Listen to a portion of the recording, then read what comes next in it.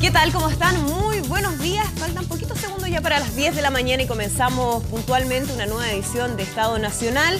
Les damos la bienvenida en sus casas, por supuesto, y también a nuestros panelistas de hoy. Cecilia Pérez, ¿qué tal? Muy buenos días. Buenos días, Andrea. Gonzalo Miller, vienen combinados hoy día. Hoy día sí, de equipo. Se pusieron de acuerdo. La derecha. Como siempre. Yo veo un azul medio pardo. Francisco Vidal, ¿qué tal? Bienvenido. Eduardo Zafiro, Iván Linas. Muy buenos días. Vamos a comenzar ya a revisar algunos de los temas que han marcado la agenda política durante esta semana. Habíamos anunciado que hoy nos iba a acompañar como invitada la diputada del Partido Comunista y también vocera del Comando Alejandro Guillé, Carol Cariola. Sin embargo, se excusó por problemas de agenda, así que lamentablemente no vamos a poder contar con su presencia. Sí vamos a estar conversando también, como lo habíamos informado, con el senador de Renovación Nacional, Andrés Alamant.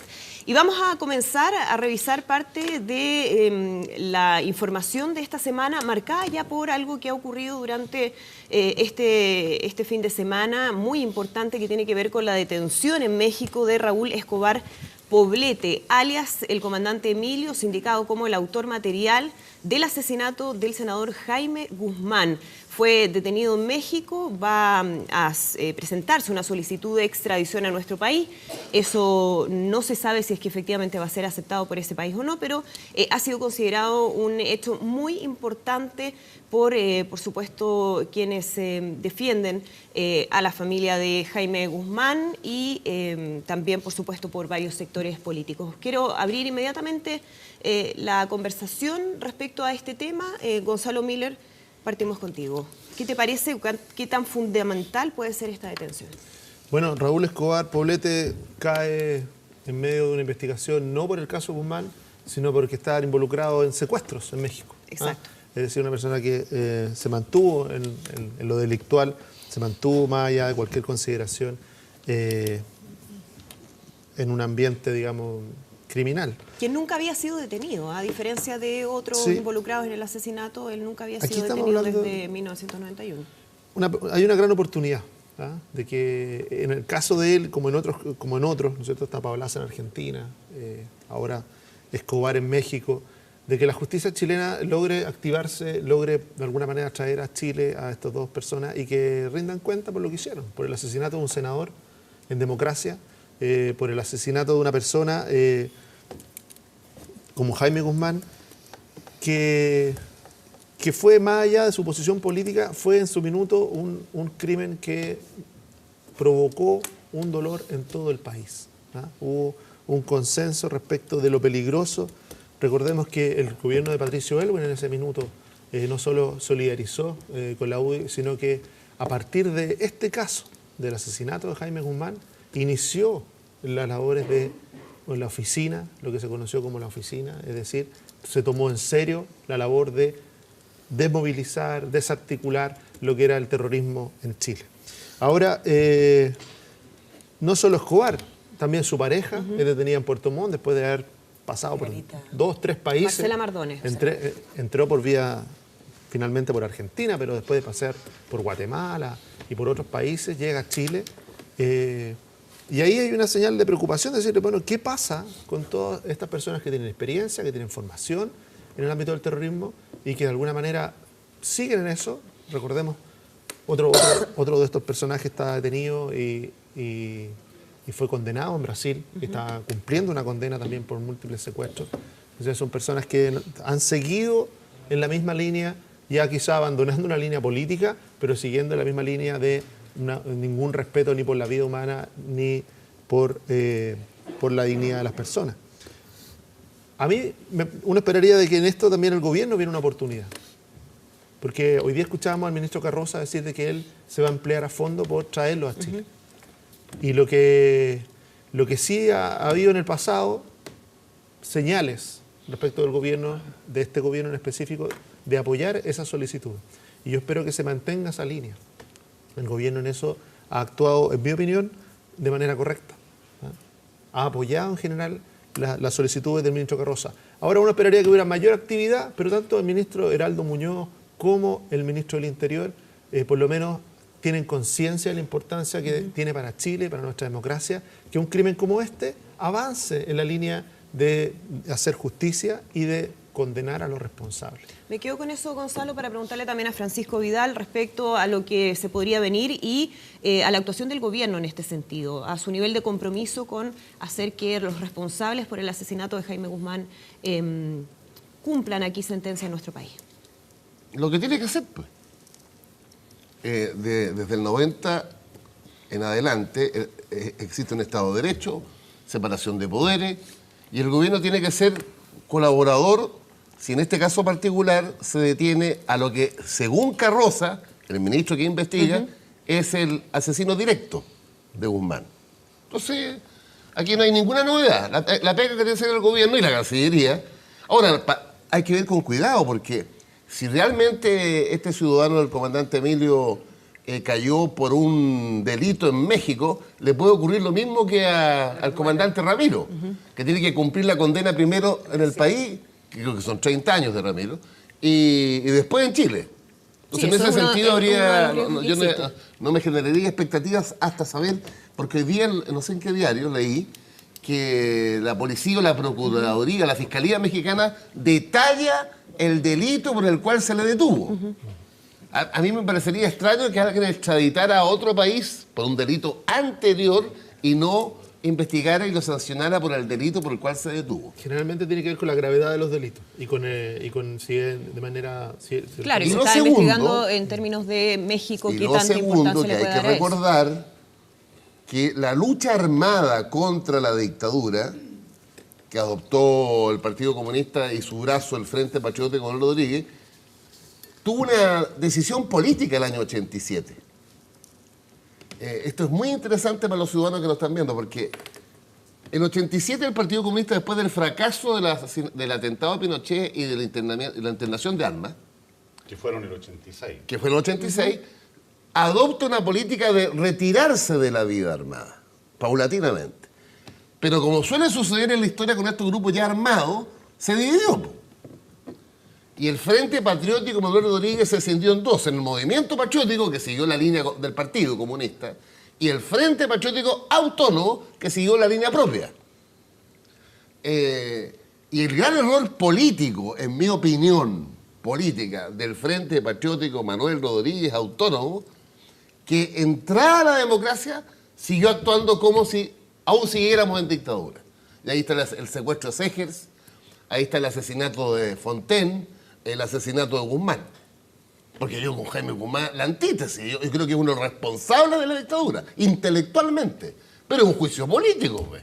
A mí no se me ocurriría por la cabeza que producto de mi juicio político sobre Guzmán concluyera que es bueno asesinarlo. No se puede nomás, en democracia no se puede.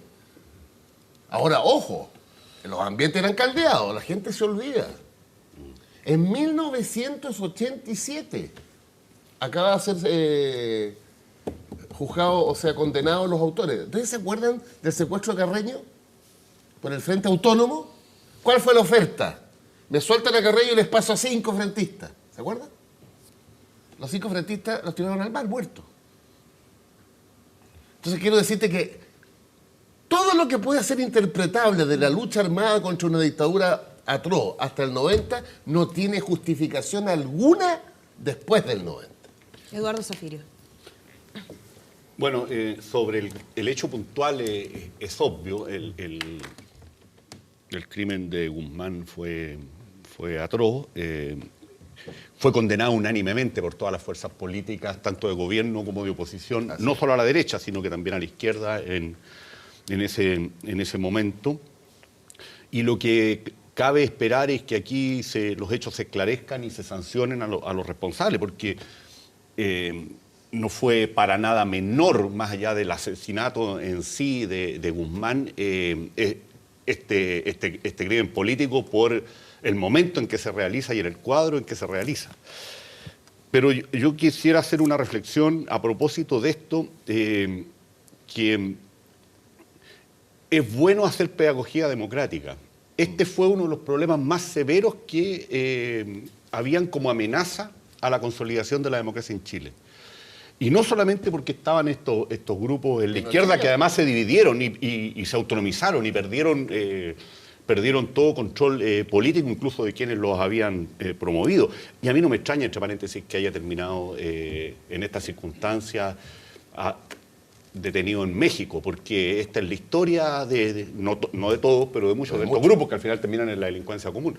De alguna manera con las FARC pasó lo mismo, partió como una guerrilla ideológica y terminó en una cosa bastante oscura. Pero el punto que yo quiero rescatar es que en estas condiciones transitamos a la democracia. Y además con Pinochet en la comandancia en jefe del ejército y con el gran desafío de subordinar a los militares al poder político, cuestión que solo logramos en el gobierno del presidente Lagos finalizar con los cambios a la Constitución 15 años. del año 2005. Entonces, cuando se critica la transición de manera unilateral, porque no se puede hacer una leyenda rosa, pero tampoco es serio hacer una leyenda negra, bueno, de estas cosas la gente se olvida. Yo estaba con Sergio Mico en la Facultad de Filosofía y Humanidad el día que Soledad Alvear consiguió cumplir la sentencia de término contra el Mamo Contreras. Y nuestros compañeros izquierdistas y ultraizquierdistas estaban muertos de susto. Se pararon las clases en el doctorado ese día. El 95. Porque no era solamente el riesgo de estos grupos por la ultraizquierda, también el riesgo de bandas armadas, digamos, de los servicios de seguridad de la dictadura. En esas condiciones transitamos a la democracia. No fue solo el asesinato de Guzmán, hubo un intento de matar a Lee también. Un intento de matar al intendente de Santiago, del gobierno democrático, Pareto, donde murieron 3 detectives. En esas condiciones hicimos la transición a la democracia y la desarticulamos. Miren lo que se demoró la sociedad democrática española en resolver el tema de la ETA. En estas condiciones consolidamos la democracia. Entonces, yo creo que aquí no hay dos opiniones sobre el hecho puntual, pero es bueno mirar el desfiladero que significaba en muchas materias poder consolidar la democracia en Chile en un contexto muy complicado, que no era de crisis económica, pero sí de deuda social, donde los grupos terroristas, o el riesgo de grupos terroristas se desarticularon rápidamente y sin violar los derechos humanos, pero donde el tema de subordinar a los militares al poder político recién lo logramos resolver con el presidente Lagos el año 2005. ¿Comparte esa mirada, Cecilia? A ver, contexto histórico, un poco lo que decía Pancho Vidal, para poder entender no la gravedad, sino lo que significa la detención del comandante Emilio y esta esperanza en Chile, no solamente de su familia, sino que de su partido, la UDI, y de nuestra coalición Chile Vamos, de que se haga justicia en el único asesinato de un parlamentario en democracia como fue Jaime Guzmán. Y esa es la gravedad. Hoy día su abogado Luis Hermosilla decía, esto es histórico. No por los antecedentes que pueda aportar dentro del proceso, que están bastante consignados en tantos años de investigación que ha hecho el juez Carroza, y donde en forma muy corajuda él ha dicho, voy a perseverar en conseguir de una u otra forma la extradición en México, no solamente por la vía judicial, sino que también es importante los esfuerzos que se hacen por la vía diplomática, estoy de acuerdo con el Pollo cuando dice que el gobierno ha actuado bien, porque convengamos que por otros motivos no chilenos, también a Pablaza podría estar cumpliendo juicio y condena acá en Chile, pero por razones diplomáticas todavía sigue en Argentina. El gobierno argentino cedió a la extradición que había pedido Chile, pero por ser cercana a la señora Kirchner, hasta el día de hoy sigue a Pablaza en Argentina. Y en el caso de Norambuena, que tú decías, está cumpliendo condena en Brasil. Dicho eso, hartas cosas a recordar.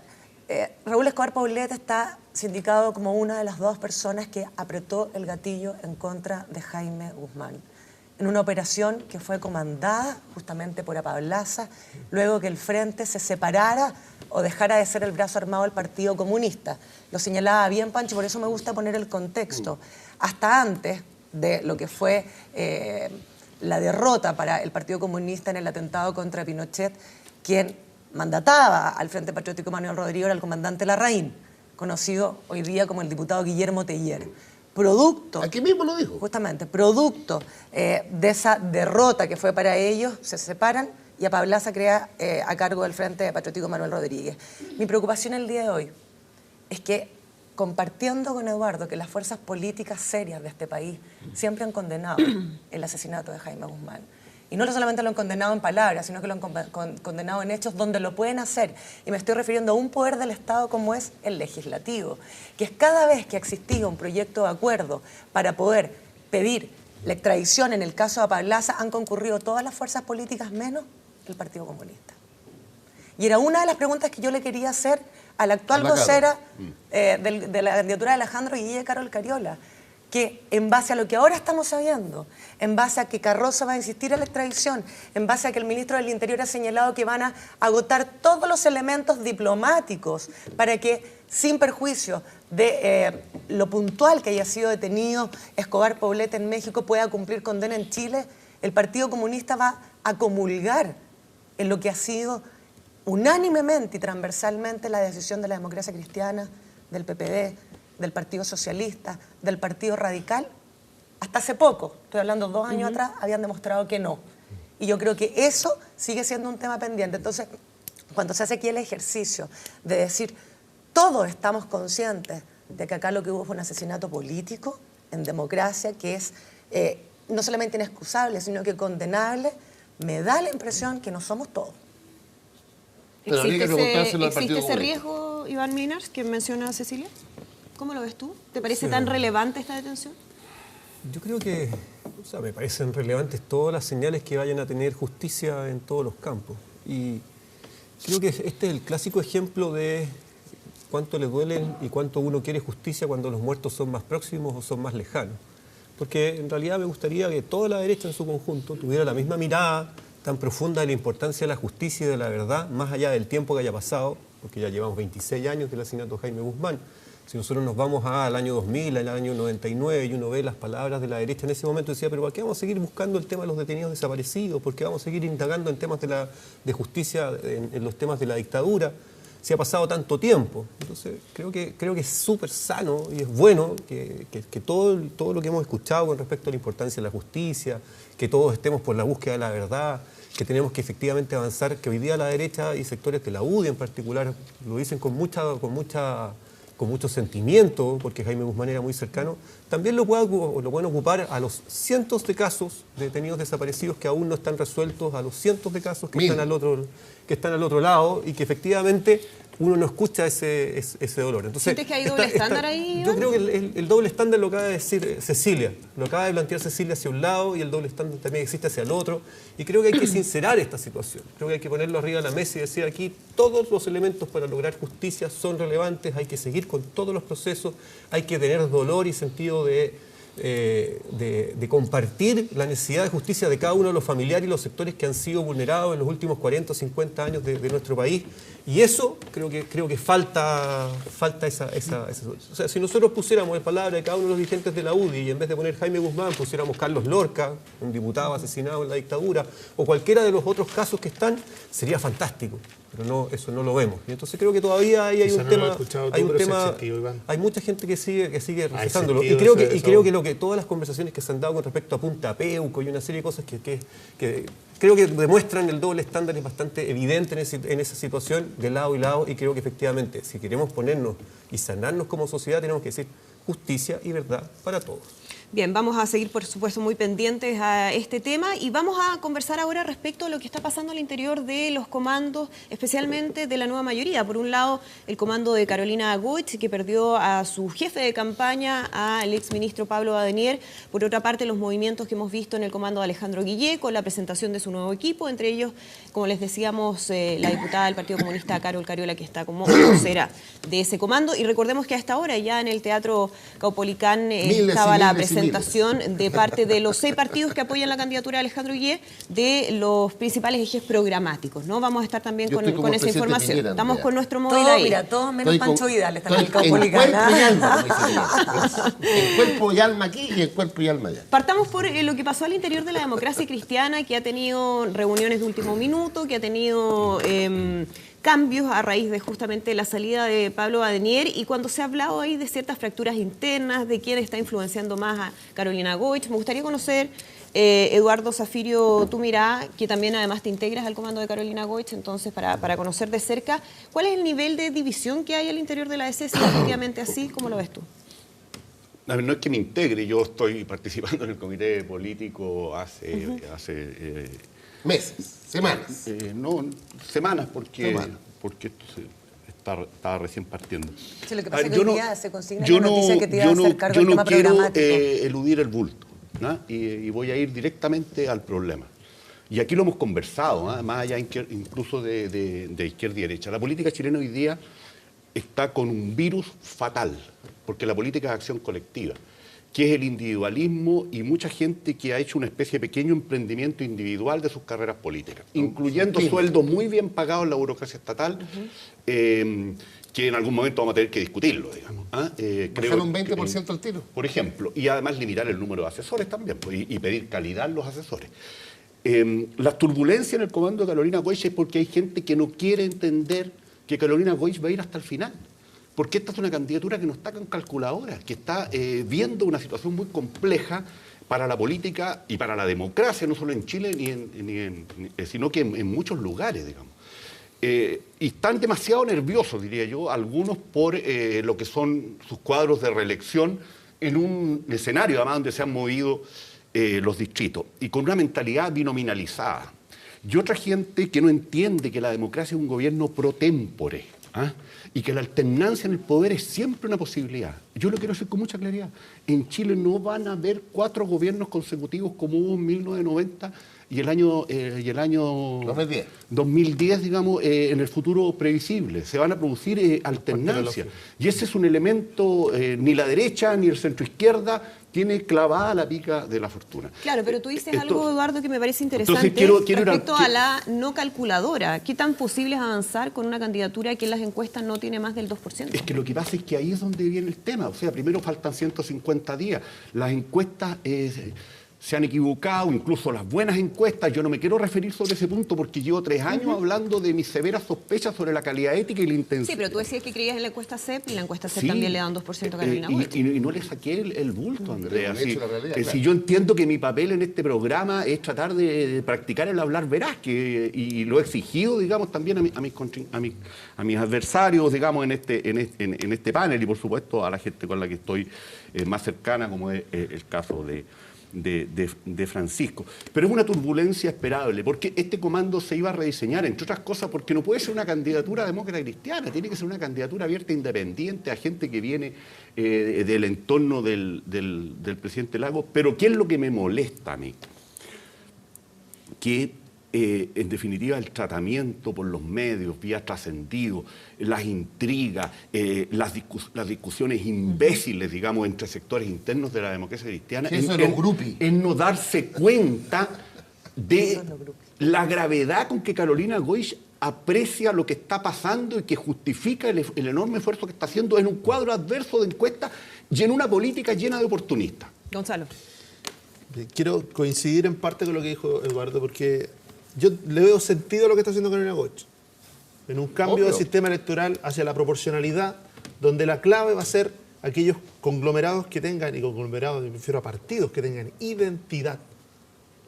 Es decir, que la gente los diferencie, sea capaz de diferenciar, sea capaz de saber que es distinto votar por la democracia cristiana que votar por el PPD o votar por el Partido Socialista en el ámbito de la centroizquierda, ¿no?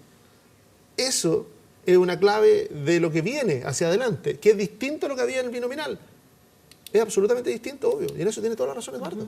Por eso que la cultura binominal es la que de alguna manera amenaza todavía a Carolina Goich. Las zonas de confort, como se dice ahora tan ciúticamente. Claro, pero ¿cuál es el problema que tú ves en la candidatura de Carolina Goich? Para ir al otro lado, ¿no? ¿Qué es lo que no funciona? Yo le veo sentido a lo que está haciendo, le creo a lo que está haciendo, o sea, tiene un sentido político y le creo que ella esté dispuesta a llegar hasta el final. ¿Cuál es el problema? Que su candidatura no es inocua para el resto de los candidatos, primera cosa. O sea, que esté Carolina Goich ahí es un problema para Alejandro Guillé. Y eso lo tiene el primero que tiene conciencia es él. Le ha dirigido palabras no muy amistosas. ¿Y por qué? Porque además, cuando hay dos que son muy parecidos, si esto da lo mismo donde ocurra. Ocurrió en la centroderecha cuando compitieron dos muy parecidos, ocurre en la centroizquierda cuando ocurren dos muy parecidos. ¿Y son muy parecidos? Carolina Goich con Alejandro Guillé. La misma. Son muy parecidos como candidatos. Entonces, eso inevitablemente va a llevar a una lógica de conflicto. Y por ejemplo, para Alejandro Guillé, es que tiene más que perder. En este minuto, no sabemos todavía la trayectoria de Carolina Goich, pero hasta este minuto el que tiene más que perder es él, sin duda que hizo una primera aproximación para tratar de que esa candidatura no existiera. Ahora no lo está haciendo él directamente, pero yo tengo un punto, que es el ruido que vimos esta semana hacia el interior de la democracia cristiana. ¿Por qué? Porque no nos olvidemos, hacia el interior de la democracia cristiana, había una gran cantidad de parlamentarios guilleristas. Es decir, que ya estaban matriculados. No sé si gran cantidad, pero había. Había un sector muy relevante que ya estaban matriculados con Guillé, hablaban a nombre de Guillé en su distrito, seguramente tienen sus fotitos guardadas. No sabemos esperando. eso, porque era una de las preguntas que yo le tenía a Carol Cariola, que dé la nómina de los demócratas cristianos con Guillé, porque un vocero, si no da nombres, pierde credibilidad. Sí, es verdad. Entonces, pero, los diarios, tú. Pero sin nombre. Pero Eduardo, No, Víctor Torres, acuérdate de la foto. habían varios que estaban ahí en esa categoría. Había varios que estaban en esa categoría y obviamente que si hubiera mayor transparencia sería mejor. ¿Ah? Porque incluso para la propia Carolina Goich le serviría que hubiera transparencia y que ellos asumieran su rol de decirle, ¿sabe qué? Nosotros en realidad estamos con otro candidato. Ahora, las razones por qué están con otro candidato, y yo tiendo a coincidir con Eduardo. O sea, hay gente que ve que su mejor posibilidad de ser reelegido está con Guillé y no con Goich. Y no le interesa mucho ni la identidad, ni el proyecto colectivo, sino que está pensando directamente en su pequeña pyme política. Y lo que a mí me parece es de que puede repetirse un poco lo que pasó con Ricardo Lagos, que fue con la mano del Partido Socialista, con la cual se terminó liquidando la campaña de Ricardo Lagos y la candidatura de Ricardo Lagos. Y aquí vamos a ver que un Guillé va a dejar de hablar de Carolina Goich, pero cada vez más hay una presión directa a los diputados, a la estructura de poder, a las personas que están en cargos públicos y que de alguna manera sienten que es con Guillé con quien tienen mejor alternativa que con Goich. ¿Y eso puede significar la caída de la candidatura de Carolina Goich? Es una amenaza cierta. Y yo creo que la voluntad que ha demostrado hasta ahora Carolina Goich, ¿no es cierto?, habla de eso. Dice, a mí no me baja nadie. El problema es que le hacen un daño a una cuando no la bajen. Así es. Le van haciendo un daño porque... Aunque solo lo digan. Los últimos 10 días, ¿cuál ha sido la cuña o el mensaje político que ha tenido que sostener Carolina Goich? De que no la van a bajar. Totalmente de acuerdo contigo. Entonces, cuando un candidato queda atrapado en eso, en desmintiendo permanentemente, ya el guillerismo dentro de la DC ha hecho su pega. Y le impide salir con temas públicos. Y esa pega sucia, que son lo que le interesan a la gente. Esa pega sucia, vamos a ver si es que se paga o no se paga después con cargo hacia Iván y Cecilia Pérez. Y después Francisco Vidal al final. O sea, yo creo que estoy súper de acuerdo con Eduardo cuando creo que las candidaturas tienen un rol más allá de los votos que van a sacar. O sea, hay ideas que promover, hay que lanzar efectivamente, porque además en una campaña presidencial va a ganar uno. Y el resto va a jugar efectivamente a entregar las propuestas y a entregar sus ideas y a entregar su mensaje. Y creo que eso es muy sano para la democracia que se siga repitiendo. Por eso cambiamos el sistema electoral, entre otras cosas. En el parlamentario. ¿No? Pero lo que yo creo que pasa con la democracia cristiana es que también esta idea programática, esta idea de lanzar propuestas, choca con el partido que estamos hoy día, que está detrás, y su historia. O sea, si nos vamos 20 años atrás, la democracia cristiana sacaba 1/3 de los votos de Chile. 1 de cada 3 chilenos votaba por la democracia cristiana. Y hoy día la candidata en la encuesta, que es lo que dicen, marca 2 puntos, o sea, 1 de cada 50. Sí, no, pero, entonces, lo que hay que tener, más o menos... Es que la última elección municipal es la que me importa a mí. Bueno, pero esa es la... entonces, hay un equilibrio, se necesita un equilibrio, efectivamente, entre las dos iniciativas, y sin ninguna duda, la tensión, y en eso yo discrepo de lo que dice Gonzalo, la tensión no está con Guillé. Si puede estar haciendo todas las señales, la mayor tensión que hay en la democracia cristiana tiene que ver con sus propios dirigentes, con su propia estructura, que tiene la duda de que efectivamente esta candidatura los lleve a un desastre electoral en lo parlamentario, porque el nuevo sistema lo que establece es que hay que pasar en los distritos grandes el 10% de los votos para elegir un diputado. Y eso te permite elegir 10. Y luego en los otros hay que pasar el 12, hay que pasar el 16%. Con una candidata que marque tan poco, la posibilidad de que sus parlamentarios efectivamente ingresen al Parlamento es muy baja. Y entonces hoy día una bancada que está en torno a los 20 se puede derrumbar a las 10 diputados. No. Y ese es el temor. Lo que pasa, perdona es que esto se ha dicho, nunca lo hemos aclarado. El sistema es proporcional, la ingeniería electoral tiene límite. Sí, pero tú no te vas a mover con el 12, 14, 15% de los votos ni para abajo ni para arriba. 2 o 3 o puede aumentar 2 o 3, no más que eso. Entonces, la señal y lo que pasa dentro de la democracia cristiana es esa reflexión que quizás Eduardo no ha sido capaz de explicárselo a sus diputados, pero sus diputados en los nuevos distritos... Es obvio que el sistema es proporcional. Pero entonces, si fuera tan obvio, estaría firme la candidatura, estarían todos detrás de ella, estarían empujando y no tendrían todas las semanas esta situación. Si lo que yo estoy planteando es que el mayor problema de Carolina Goich es que su candidatura no despega y que sus diputados y sus dirigentes regionales la están cuestionando desde dentro. Y ahí yo discrepo que no es el guillerismo el que hoy día la está potenciando, sino que es el no crecimiento en las encuestas Y la duda que le plantea a mucha gente es decir, bueno, este ¿cuál es partido... la duda entre Goich y Guillermo? Obvio, Esa es la duda, po. pero la duda no es de afuera, es desde adentro. Es decir, oye, para mantener una influencia en el Parlamento, para avanzar en esa dirección, ¿nos sirve la unidad o el camino propio? Que Cecilia Pérez, ¿existe ahí es donde esa yo duda? creo que está la... Y entonces, cuando te cuestionan en una sola lista. ese es efectivamente el problema que hoy día tiene Carolina Goich, porque por eso no puede avanzar, porque está toda la semana reafirmando Iván, hacia adentro y hacia afuera para decir, Pérez, yo voy a ser ahora. candidata, voy a ser candidata, y no es capaz de transmitir nada más. Cecilia Pérez, Gracias, ¿existe esa Andrea. duda que menciona Iván? A ver, yo creo que, salvo que exista una ingenuidad tremenda, Carolina Goich en primera vuelta, es imposible que nos saque más de 2 dígitos. O sea, la fuerza de la democracia cristiana... 2 puntos. No, dos dijiste? dígitos. Dos No, o sea, yo creo que va a estar sobre más el del 10%. ya, ok. Yo creo que va a estar Se sobre el acerca, 10%. sí, claro, debiera y esos ser son eso. 2 dígitos, Sí. no 2 puntos. Perdone, Por eso alumna. te digo, Y ese es el temor gracias, de Guillermo. profesor. Por eso te digo yo que seguir estableciendo en este tironeo que hace particularmente el Partido Socialista, emplazando a Carolina Goich, es brutal en materia de autodestrucción de una candidatura que todo el mundo sabe, y es cosa de ver la fuerza de la democracia cristiana en las elecciones municipales, que es donde se puede medir el valor del partido político, que Carolina Goich no marca 2 puntos, sino que creo yo que va a estar sobre los 2 dígitos. También tengo certeza, porque conozco parte de su equipo que está con él, que es gente muy seria, de que ella no solamente tiene un voluntarismo, tiene una convicción real de seguir hasta el final. ¿Qué es lo que veo yo que es el problema? Es un poco, algo lo insinuabas tú con respecto a Ricardo Lagos. La democracia cristiana ha insistido en que ellos tienen que tener una identidad propia. Y yo creo que todavía no dan con su identidad. ¿Y por qué no dan con su identidad? ¿Y por qué no pueden aspirar aún más hoy día a las encuestas? Un poco en el síndrome del presidente Ricardo Lagos. El presidente Ricardo Lagos, cuando se insinuaba que podía ser candidato y se abrazó por parte de la ciudadanía el sentido común de lo que había sido su gobierno, el presidente Lagos estaba sobre los 6 puntos. Cuando el presidente Lagos desconoce su propio gobierno, rechaza su propia historia y se va hacia la izquierda, Pancho, se va hacia la izquierda y hace guiños hacia la izquierda en algo que no había sido su gobierno, que era de diálogo, que era de puentes, de construcción. No me refiero a las concesiones, me refiero a la coalición propia y a la oposición. Entonces el presidente Lagos se derrumba y finalmente termina saliendo expulsado del Partido Socialista de esta carrera presidencial. ¿Qué quiero decir con esto? Que si la democracia cristiana va a quemar sus naves, porque Carolina Goich no va a ser presidenta de Chile, pero sí puede tener una candidatura simbólica, porque uno tiene que elegir, voy a tener una candidatura electoral o una candidatura simbólica. La simbólica es poder sembrar para los próximos 4 años. Carolina Goich no va a ser la presidenta de Chile, pero puede dar un giro hacia la democracia cristiana real que te puede ampliar el abanico político. ¿Y qué quiero decir esto? Cuando uno ve, y ahí yo creo que está la confusión, Eduardo, más allá de los errores comunicacionales, Carolina Goich debe ser de las candidatas que más ha presentado propuestas, pero las queman una tras otra, las presentan todos los días, la gente no las toma en consideración porque lo que vale en la pauta es que si la está bajando Guille, si la está emplazando Elizalde, esta candidatura tiene contenido.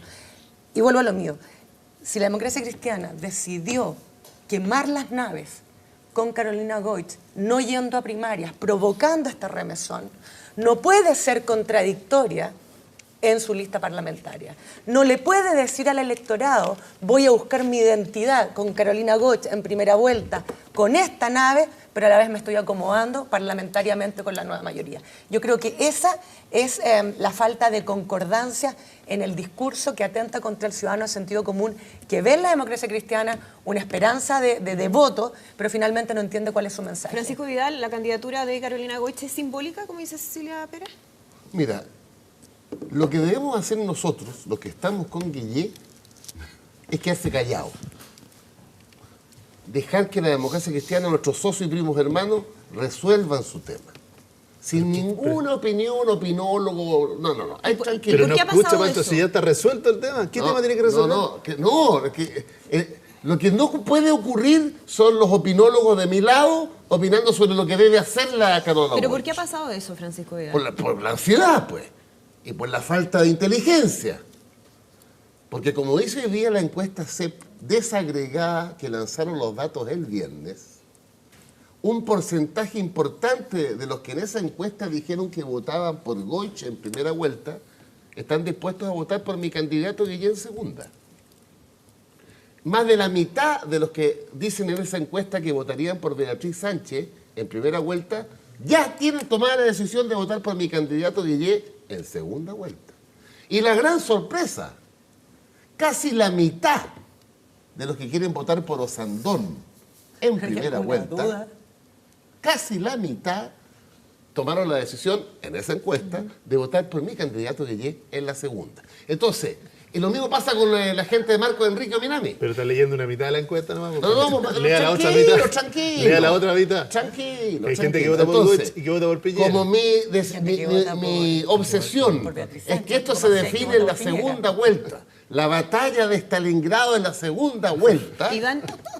En consecuencia, las relaciones lo más amorosas posibles. Ya, generó aquí polémica la solo cifra. un dato, porque los de Osandón que votan por Guillén en segunda vuelta no es la mitad, es el 25%. Y los que, para corregir, eso es lo que sale en la encuesta. 25. Y los que pasan de Boric a Piñera es el 9%. O sea, tampoco digamos que es un chorreo. Y más de la mitad pasa al otro candidato. Entonces, y no nos metamos los márgenes de error de la... Y Beatriz Sánchez a Sebastián Piñera es como un 8,6. Claro, también es casi lo mismo. Entonces, si uno mira eso, creo que la posición no es tan... Eduardo, cortito para... Súper corto, es para hacerme cargo de dos comentarios. La verdad que el segundo es mucho más importante. Miren, esto es un ruido inevitable cuando una candidatura no puntea, digamos. No tiene que ver solamente con... y los vamos a resolver. Y esto se va a ver. Pero lo segundo que quiero decir, porque este es el tema clave. No es solamente la democracia cristiana, Cecilia. Si aquí hoy día hay una crisis de la socialdemocracia en el mundo. La candidatura de Carolina Goich no es una candidatura demócrata cristiana, no está pensada así. Está pensada como un punto de encuentro entre demócratas cristianos, liberales sociales y socialdemócratas para un cambio en democracia solvente, serio, pulcro, que es la única alternativa en en a ustedes, que son la derecha. Perfecto. Vamos a la pausa. Vamos a la pausa. Vamos a la pausa. Vamos a la pausa y ya estamos de regreso con el senador de Renovación Nacional, Andrés Alamán. Que hace clase de política por TVN.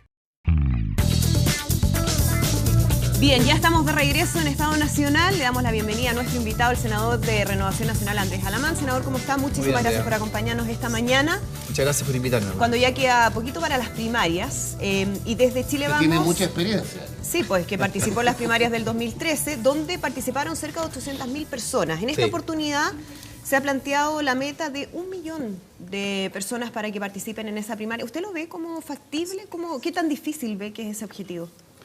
Yo creo que es un objetivo alcanzable. Efectivamente, la vez anterior, era la primera vez que la centro-derecha teníamos una primaria. 808.000 votaron. Mientras que la Concertación y la Nueva Mayoría nos llevaba 20 años de ventaja. Ahora se invirtieron los papeles. La primera primaria de la Nueva Mayoría o de la Concertación se hizo en el año 93. Y por lo tanto nosotros nos demoramos 20 años en esto y ahora los que hacemos primaria somos nosotros y los que no hacen primaria son la Nueva Mayoría. Yo creo que es una cifra razonable. ¿Pero no es peligroso crear una expectativa de participación alta, mayor a la del 2013, y que eso no se cumpla? A ver, yo creo que para nosotros ya es un éxito tener nosotros una primaria y decir una reafirmación de que los candidatos presidenciales deben elegirse democráticamente. Creo que demuestra que estamos ordenados. Nosotros vamos a tener una lista parlamentaria, no vamos a tener 2 o 3 listas parlamentarias, como vamos a tener, seguro, o la centroizquierda. Y por lo tanto creo más que va a producirse lo siguiente. Creo que a la medida que se acerque la fecha, la gente se va a dar cuenta, Andrea, cuál es el sentido de la primaria. El sentido de la primaria para la centro-derecha es poner a nuestro mejor hombre, que es Sebastián Piñera, claramente darle, como quien dice, un empujón adicional mirando al mes de noviembre. Nosotros tenemos a Coto Sandón, tenemos a Felipe Kast. La primaria no es para resolver quién debe ser como quien dice, quién debe ser el segundo o el tercero, o quién en 4 años más tiene las mejores opciones. No, es para darle un empujón a nuestro candidato presidencial mirando a noviembre. Ya, pero usted ya cree que está listo, o sea, no hay ninguna duda de que Sebastián Piñera va a ser el candidato de Chile. Yo creo que va a ser el candidato, eso es bastante claro, pero a mí me gustaría que fuera, insisto, con mucha votación y con un amplísimo respaldo. Y creo además que, y esto tiene que ver con la propia experiencia, claro, en las primarias se producen dimes y diretes, descalificaciones, pero mi experiencia también es que el día de la primaria esas disputas se terminan. ¿Qué es lo que estoy diciendo? Yo no tengo ninguna duda de que Felipe Kast y que el propio Cocho Sandón van a apoyar a Sebastián Piñera. No tiene ninguna duda, pese a que él mismo ha dicho que no está segura que su respaldo, si es que no existe un programa que a él lo convenza para apoyar a Sebastián Piñera. No tengo ninguna duda. Debiera, por lo menos. A ver, me siento al lado de él en el Congreso, conozco a la gente que está con él y creo una cosa que tiene que ver con la experiencia de vida, ¿no? ¿Pero por qué entonces él dice lo contrario? Que déjeme decirle lo que yo pienso. Esto es como en el deporte, ¿no? Los rugbyistas tenemos un sistema que ojalá que el fútbol lo aplicara. Cuando el partido está con mucha temperatura, ¿no? Así, la gente comete errores, hay acciones que son antideportivas, tarjetas amarillas. En el rugby, cuando hay una tarjeta amarilla, en vez de mostrarle solamente la tarjeta amarilla y dejar que la persona siga jugando, se le toma y dice, mire, usted 10 minutos afuera, sentado en un banco, tranquilo, al refrigerador. Entonces yo estoy seguro que cuando pase la pasión propia de esta primaria, Manuel José Sandón va a apoyar a Piñera. Yo pensé que lo van a poner en refrigerador. No. Sí, eso mismo le iba a preguntar si era necesario. Una biblioteca. El Cocho Sandón, mira, él va a tener un rol en la campaña. Que esté libre de pecado en materia de contenidos que lance la primera piedra. Yo creo que él va a pasar un tiempo, ¿no? Así, pero él va a continuar siendo senador. Yo creo que va a ser un aporte en nuestra campaña. Él refleja algo que nosotros necesitamos, entre paréntesis, para ganar. No bastan los votos de Chile Vamos, sino tenemos que tener muchos votos independientes y tenemos que tener también votos de gente que acompañó a la concertación y a la nueva mayoría, porque si no, no llegamos al 50%. Ahora, ¿usted también ve con malos ojos lo que ha sido ciertos cuestionamientos de parte de Manuel José Sandón hacia Sebastián Piñera? Yo creo que el Cote, mire, eso lo hemos dicho todos los amigos de él, yo creo que el Cote, Manuel José, equivocó su tono de campaña. Él entendió que le iba a ir mejor peleando contra Sebastián. Yo creo que él debió hacer una campaña completamente distinta. Miren, hay gente que ha hecho, yo sé que él estuvo mal en un programa de televisión, hizo una mala presentación, el propio lo ha reconocido. Pero Manuel José fue un extraordinario alcalde de Puente Alto. Sacó el 70% de los votos, creo que ganó 3 elecciones. Manejar Puente Alto es muy difícil. Entonces, yo siempre, y varios amigos de él, le dijimos, ¿por qué no planteas una candidatura presidencial con esa lógica?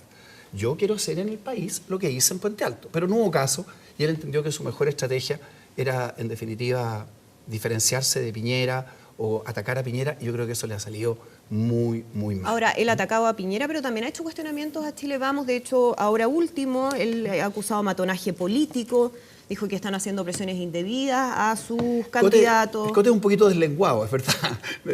No tiene filtro, no le manda a decir las cosas con nadie. Está muy enojado, por ejemplo, con los dirigentes de Renovación, porque él optó por participar en nuestra primaria y al parecer existió un compromiso, eso es lo que dice él. Él dice que no le cumplieron. Claro, de que en Renovación íbamos a apoyar a Piñera y a él. La verdad que cuando esta idea surgió hubo varios que dijimos, mire, eso es una locura.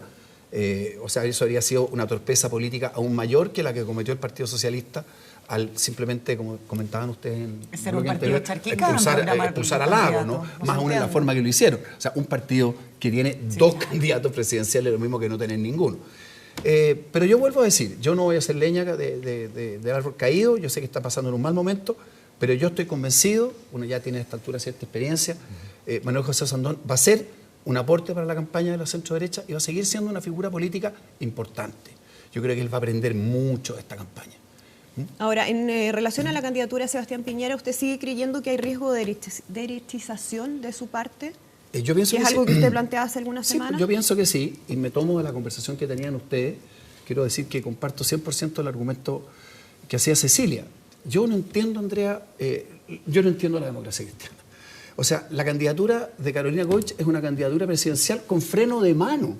Pero el freno de mano se lo tienen puestos los copilotos, los que tienen que ayudar en el auto. Es decir, si la democracia cristiana, más aún con lo que dice Eduardo, si se plantea en una lógica de encuentro, estoy recogiendo la tesis de Jorge Burgos, de una posición que sea un encuentro social cristianismo con socialdemocracia, eso tiene un espacio en el país y tiene un espacio en el mundo.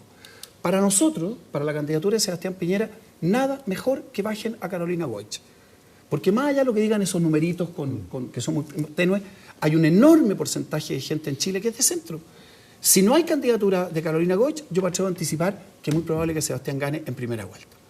Si hay una candidatura de Carolina Goich de centro, en la lógica que plantea Eduardo Zafirio, quizás vamos a ganar en segunda vuelta, pero yo creo, bueno, escribí un librito en esta línea hace unos meses, otro, de que Chile, pero no nos trajo a todos. pero le traje solamente a la Andrea. Y la Andrea me lo va a prestar a mí. Pero bromas aparte. El mundo hoy día se está estructurando. Miren lo que pasa en España, miren lo que pasa en Francia, miren lo que pasa en el resto de los países europeos.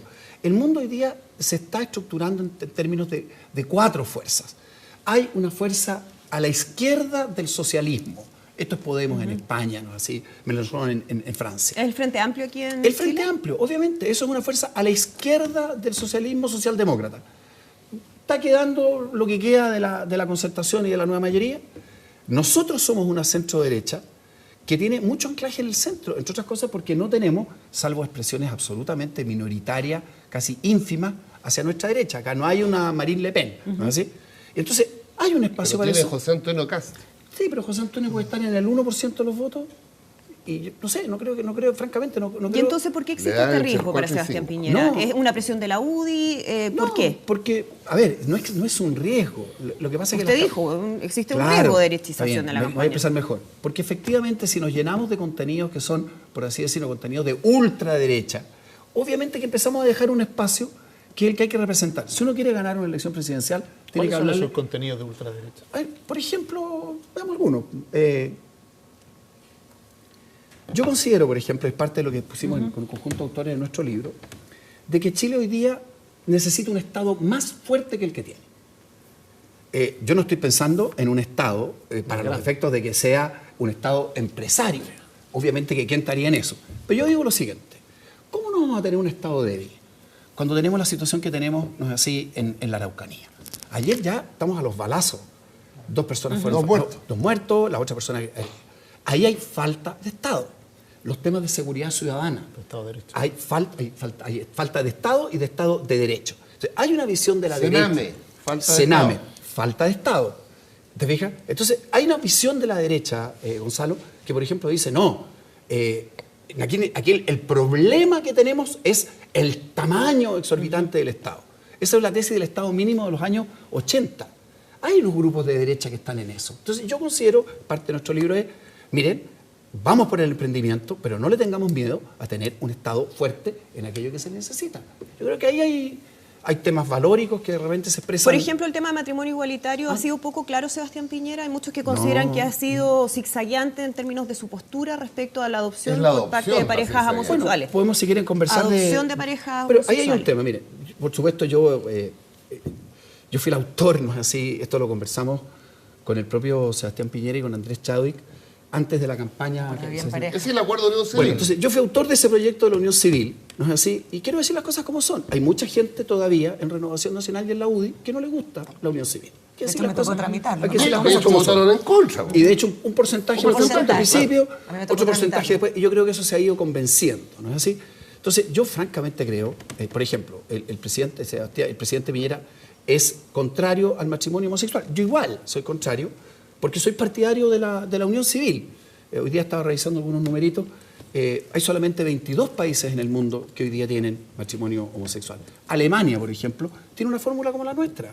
Tiene matrimonio heterosexual para un hombre y una mujer y tiene unión civil. Pero en términos del tema de la adopción, que eso quizás es el punto que se considera podría ser más polémico, ¿no? De permitir a parejas homosexuales adoptar niños. El expresidente Sebastián Piñera ha tenido una postura que muchas veces no ha sido clara o ha sido interpretada como poco clara. Mire, yo entiendo, no sé, yo no soy la persona, mucho más la Cecilia, pero yo no soy la persona para ser su intérprete. Yo quiero decir lo que yo pienso, que entiendo que está en la línea de lo que piensa Piñera, ¿no? A ver, primero una cuestión general. Fíjense que hoy día en la sociedad estamos teniendo una tremenda valoración del tema de lo femenino y lo masculino. ¿Qué significa, no es así, que, por ejemplo, tengamos ley de cuotas? Yo, entre paréntesis, al principio era como reticente con la ley de cuotas, me iba convenciendo que no es una mala idea. Más aún en la forma que se aprobó, por ejemplo, en el Congreso, que es por un cierto periodo de tiempo. Entonces, queremos que hayan hombres y mujeres en el Congreso. Queremos que hayan hombres y mujeres en el gobierno. Queremos que hayan hombres y mujeres en el gobierno de las empresas. A ver, si aquí no hubieran mujeres, este programa tendría una crítica. Y resulta que para la crianza de los niños, que es donde uno podría pensar con sentido común, es que donde más se necesita el rol del padre y el rol de la madre en una combinación virtuosa, resulta que ahí, entonces, es el único espacio donde no queremos que exista rol femenino y rol masculino. ¿Y cuando eso no se da? ¿Cuando eso no se puede dar? ¿Cuando existe una mujer sola, un hombre solo? Le cuento. Yo estuve mirando esto para aportar algunos datos a esto. En Chile hay 500 adopciones más o menos al año. Hoy día hay una prelación. Entonces la prelación dice matrimonios chilenos o extranjeros residentes en Chile, lo que a mí me parece bien. Nosotros, a ver, uno de los problemas que tenemos como país es que tenemos muy pocos niños. Ya, después de eso dice matrimonios, no es así, chilenos o extranjeros que residan en el extranjero. Y después dice, no es así, personas individuales, solteros, separados, viudos. Con esa prelación, no es así, y con la cantidad de niños que hay, el tema desaparece espontáneamente. Ahora, yo vuelvo a decir... Pero no es un poco, podríamos decir, doble estándar en términos de que se permite a un hombre solo, pero no a una pareja de dos hombres. ¿Sabes por qué, Andrea? Por lo siguiente. Porque cuando se hace con un hombre solo, a ver, en muchos casos pasan cosas como la siguiente. Mi hermano sufre un accidente y muere, ¿no es así? Él y su señora. Entonces yo que soy hermano de él voy y siendo soltero digo, denme esos niños en adopción. Una persona que adopta, puede ser un hombre o una mujer, posteriormente puede casarse o puede contraer un vínculo. Entonces yo lo que digo es, y esta es mi posición personal, ¿qué es mejor para un niño que va a ser adoptado? ¿En qué familia queremos recibirlo? ¿En una donde claramente existe el rol femenino o el rol masculino o no? Entonces yo creo que en el interés del niño yo creo que está... donde lo quieran, Andrés. Es que en todas partes pueden quererlo, pero por lo mismo. Puede ser una cosa absurda. Un padre, una madre estupenda y lo tratan pésimo. Pero entonces, y puede haber no dos mujeres o dos hombres que lo quieran mucho. Francisco, no va a pasar por lo siguiente, porque los requisitos de la ley sugieren dos cosas. Primero, hay un concepto que es de las palabras que son bien malas en la ley. Es susceptibilidad de adopción e idoneidad de la pareja. Y después se habla de enlace. Entonces, esa tesis no corre, no camina, porque siempre vamos a tener, y numéricamente estamos holgados, siempre vamos a tener una familia, hombre, mujer, que quiere adoptar. Entonces, yo siento lo siguiente, siento que hay una cuestión de sentido común. ¿Dónde está mejor el niño? Los que son partidarios de la adopción homoparental, lo más lejos que van, Andrea, es decir, mire, van a estar en las mismas condiciones. Sí. No es verdad. Van a estar mejor donde exista rol femenino. Pero eso y el rol masculino. ¿Por qué, senador? ¿En base a qué argumento? Pero por favor, en base... Primero voy a decir el mejor de los argumentos, el sentido común. Sí, pero, es que el sentido común es bien relativo. Sí, Chesterton decía que es el menos común de los sentidos. Pero por lo mismo. Ver, en términos de base científica... Andrea, hay una infinidad de estudios... Es que no es tan así, senador. Usted desde Fundación Iguales, me imagino que lo ha conversado varias veces, le dicen, no existe ningún estudio que diga que una pareja homosexual puede ser peor padres que una pareja heterosexual. Yo se lo voy a contestar de otra manera. No hay ninguno que diga que es mejor. Eso sí que se lo aseguro. Ninguno. Entonces ahora vamos Pero tampoco que diga lo contrario. Pero ¿cómo no? Pero es que vamos al sentido común. Yo sé que no corresponde que yo haga preguntas, pero yo le pregunto a usted. No, es que el sentido común, pero es que hablemos del sentido común. Las cosas simples. ¿Qué prefieren los que estamos en este panel? Que un niño que necesita amor y que necesita ser acogido tenga en su familia que lo recibe, que lo transforma como un hijo propio, tenga un papá y una mamá, o que no tenga eso. ¿Usted cree que es lo mismo? Francisco Vidal. Yo quería hacer... Eduardo. Sí. Quiero cambiarlo de tema. Yo quería plantearle a Andrés lo siguiente. ¿Qué traje diario aquí? Tú trajiste un libro hoy día. Yo iba a traer otro para recomendárselo a los televidentes. Es un libro que se está leyendo mucho en Estados Unidos y se tradujo muy rápido. Se llama Sobre la tiranía. 20 lecciones que deja el siglo XX para quienes queremos un régimen democrático. Y este libro tiene una frase genial en la partida. Dice, hoy día el orden político democrático, con lo que eso significa también obviamente en materia de derechos humanos, de Occidente está amenazado por la desigualdad y por la demagogia. A mí me pareció genial como cuña. Y en Chile hoy día, Andrés, y este es mi tema, no vamos a dar el salto al desarrollo si no resolvemos el problema de la confianza. Porque aquí se habla poco que esta crisis política que estamos viviendo, producto de los escándalos, por la falta de probidad, también ha sido un factor que ha alterado expectativas de parte de inversionistas y de consumidores. Yo no veo un planteamiento claro de ustedes frente, me refiero a la candidatura del expresidente Piñera, frente al tema probidad. ¿Probidad o desigualdad? Frente al tema probidad. Ya. Voy a entrar porque aquí se ha hablado mucho de los problemas de Osandón en el tema del Acuerdo de París, pero él dijo una frase genial, que yo la comparto plenamente. Dijo, miren, yo no estoy en contra de los empresarios, estoy en contra de los delincuentes. Yo diría que eso también se podría aplicar no solamente a quienes se han coludido, a quienes evaden impuestos, a quienes no respetan los derechos de los trabajadores, sino que también a sectores políticos. Aquí hay un problema severo. Y el segundo problema, bueno, es la desigualdad. Pancho trajo algo... Esa déjame la misma. Sí, te lo voy a dejar. Se va a publicar un libro que dirige Osvaldo Larrañaga desde el PNUD y ayer salió en tendencia el diario La Tercera. Hay que leerlo, ciudadanos. Un resumen. Y muestra que el tema de la desigualdad en Chile brutal. no es un invento de los comunistas, no es un invento de resentidos sociales. Y ahí tú dices... Hay un riesgo de derechización. Yo el riesgo mayor que veo de derechización tiene que ver con que es la retroexcavadora al revés. Demoler la obra de cambio social sin darse cuenta de este gobierno.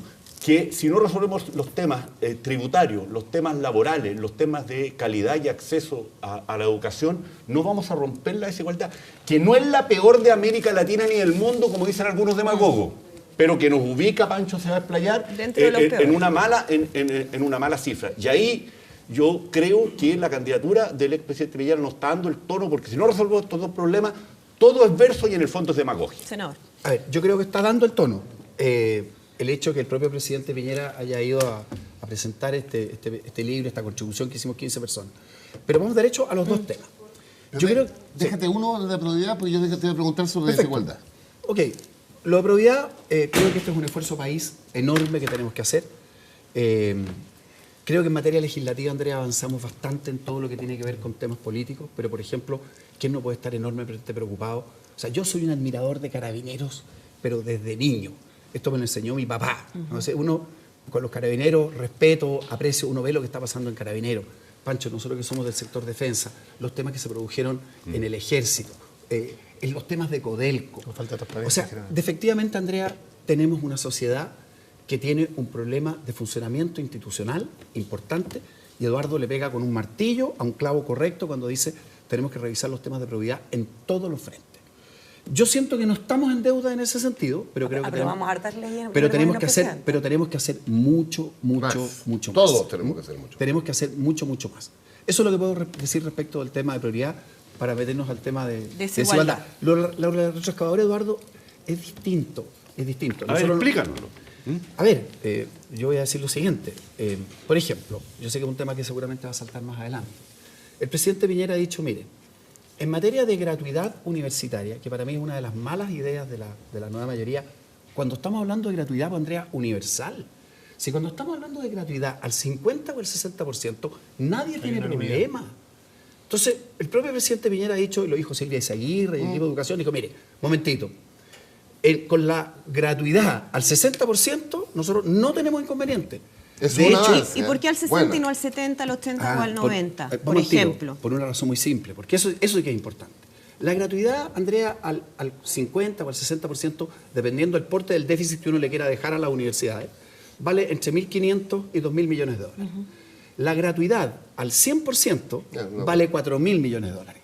Mire, esto es lo más ridículo del mundo. El programa, Pancho, de la presidenta Bachelet decía que la gratuidad al 100% iba a estar el 2020. ¿Saben cuál es el cálculo de Hacienda? Cálculo real. Cálculo real, 2073. Pero momento, ellos quieren aprobar una ley que implica que hasta el año 2073 todos los recursos disponibles que tengamos tenemos que dedicárselo a pagarle la universidad al 10% más rico. Y mientras tanto, no hay plata para las pensiones, no hay plata para el Sename, no hay plata para la Gendarmería. Eso es un absurdo. Entonces, Eduardo, volver atrás en la gratuidad cuando estamos al 50 o al 60%, yo te contesto. El presidente Piñera lo dijo. Definitivamente no. El problema es para el 90%, Andrés. Claro, y ahí el 90% de este país necesita gratuidad. Por eso le pregunto, ¿por qué no avanzar al 70, 80, 90%? Ya, pero déjeme decirle lo siguiente. Yo les agradezco mucho esta oportunidad. Entre paréntesis, quería decir lo siguiente. Con toda la experiencia que tengo en campañas presidenciales, creo que y esto es mérito de la prensa, Nunca ha habido una campaña en que los contenidos sean más importantes. ¿Qué es lo que ha dicho Piñera y qué es lo que dijo Harald Beyer hace años? Ok, podemos tener gratuidad hasta el 60%. ¿Qué hacemos con el resto? Fíjense lo que nosotros decimos. Primero, nadie, mientras estudia, paga. Está en la universidad. Nadie. Ese 40% no lo hace. Si egresa y no tiene trabajo, no paga. Si egresa y está trabajando, nunca paga más del 10% de ese ingreso. Piense tú, Andrea, que en Chile el retorno universitario versus el que no es universitario es 6-1. Por ejemplo, los suecos, ir a la universidad o no ir a los países nórdicos, ir a la universidad o no ir a la universidad en materia de ingresos es 2-1. O sea, no es tanta la diferencia. Pero cayendo, Andrés, digámoslo. Está bien. Entonces, pero para terminar la explicación, entonces, la persona sale. Nunca, Andrea, paga más del 10%. Si gana 1 millón de pesos, ¿no es así? Paga máximo. Escúcheme, máximo, paga 10%. Y al cabo de 12 años, se acaba la deuda. Y otra cosa muy importante. Ya, pero, senador, un punto. ¿Por qué el que está en el 60% va a tener gratuidad y el que está en el 70% no la va a tener? Y va a tener que endeudarse. Por una razón muy simple, porque de lo contrario no tenemos, porque hay una ley de la vida. Los recursos son escasos. Entonces, escojamos. ¿Queremos mejorar las pensiones? Es urgente mejorarlas. ¿Queremos resolver el tema del Sename? Es urgente hacerlo. Salud. ¿Queremos meterle plata a salud? Es urgente hacerlo. Andrea, no podemos hacer las dos cosas al mismo tiempo. No hay recursos, dice. No hay, pero piense una cosa, la gratuidad... No, porque quienes defienden la gratuidad universal dicen que sí hay recursos y están mal administrados. Andrea, no, está mal repartido. Andrea, pero si ellos lo que dicen eso es que la gratuidad va a llegar hasta el año 2073. Es una locura. Entonces es una locura. Tienes razón. Pero eso es un cálculo tecnocrático. Está bien, pero Eduardo, yo les digo... Eso se resuelve deliberando en una sociedad democrática. Está bien, pero yo estoy contigo que aquí no pueden haber... Es que quiero concordar una cosa central. Por el problema que acabo de decir, pues la demagogia también amenaza hoy día al orden democrático. Aquí no pueden haber propuestas sin numerito, que no estén costeadas. Y eso es obligación de los candidatos, y cuando los candidatos no tienen los numeritos, de los periodistas. Francisco Vidal, para hablar del tema de la desigualdad, que ya lo había planteado Eduardo, y después Iván. Mira, Andrés, lo que pasa es que quiero salirme de la picantería chica, porque esto a mí me removió. Bueno, Pancho. Esta lectura que se lo recomiendo, está en la tercera de ayer, en una cosa que pasa viola, tendencia se llama. Está por salir el libro. Está anunciado el libro, que obviamente lo vamos a comprar. Pero yo quedé chico. O sea, mis números quedaron, que me lo han escuchado todos los domingos, quedé chico. Entonces le doy a Ciudadanos 3 números. Esto es de las Naciones Unidas, no es de Alejandro Lipschutz ni el siglo. Fíjense que 2 números nomás. Y ahí viene mi pregunta para Andrés, porque yo creo que aquí está cuestionado lo que hemos hecho en los últimos 40 años. Porque lo que hemos hecho bien en los últimos 40 años es el crecimiento. 30 años para ser exacto. Y la reducción de la pobreza. Y claro, crecimiento y reducción de la pobreza nos sacamos un 7. Pero nos acompañó esto que habiendo mejorado el Gini, incluso que para no entrar en detalle, habiendo mejorado, nos deja, este es un estudio del 2015, Ciudadanos. Pero fíjense, el estudio divide a los grupos o clases en 4 grupos. Clase baja, clase media baja, clase media alta y alta. Ahí están los 4 grupos. Pero es impresionante el resultado. Para decirlo fácil, el 90% de los chilenos, de acuerdo a este estudio, gana menos de 660.000 pesos al mes. Ojo, y ese 90%, fíjense, los que ganan menos, 250 lucas, tienen casi 9 años de escolaridad. El otro tramo, los que ganan 375 lucas, tienen 11,2 años de escolaridad. Casi enseñanza media completa. Los que vienen después, con 660 lucas, 15 años de escolaridad. Claro, porque ese es el tercer quintil. ¿Qué es lo que quiero decir con esto? Es increíble porque que el 90% de los chilenos gane menos de 660.000 pesos es impresionante. Quiero decir más, el 10% más rico, donde estamos todos los que estamos acá, el promedio de ese 10% es 1,4 millones. O sea, todos los que estamos acá estamos claramente entre el 1 y el 2% más ricos de Chile. Sin duda. Entonces, el primer dato. Y el segundo, que realmente va una patada en los riñones. Entonces, mi problema es, ¿qué hemos hecho para que esto se produzca y cómo podemos remediar? ¿Qué hemos hecho mal? ¿Cuál es la pregunta directa? La pregunta, el último dato. El 1% más rico, ciudadanos, el 1% más rico de la población, se captura el 33% de la riqueza. El 1%. Pero eso me queda chico. El 0,1% de la población captura el 20% de la riqueza. Ustedes se van a caer de la silla o de la cama si me están viendo. Esto significa un ingreso para ese grupo de 111 millones de pesos mensuales. Dicho eso, y la Andrea me va a regalar el libro que le regalaste, pero leí tus entrevistas. Y dije yo, esta es la oportunidad de preguntarle a senadora Lamar. Porque tú dices, el libro se llama La mayoría de ideas, ¿no es cierto? Y el diagnóstico es que nosotros tenemos malas ideas que se expresan en malas reformas. La tributaria, la laboral, la educacional. Desde el punto de vista nuestro, lo que hemos hecho es precisamente intentar cerrar esta brecha. Con la tributaria... Entre otras cosas, digámoslo, para tener paz social. Entre otras cosas. Entonces, ¿no será que tenemos que ponernos de acuerdo? Mira la paradoja. Crecimos como nunca en la historia de Chile.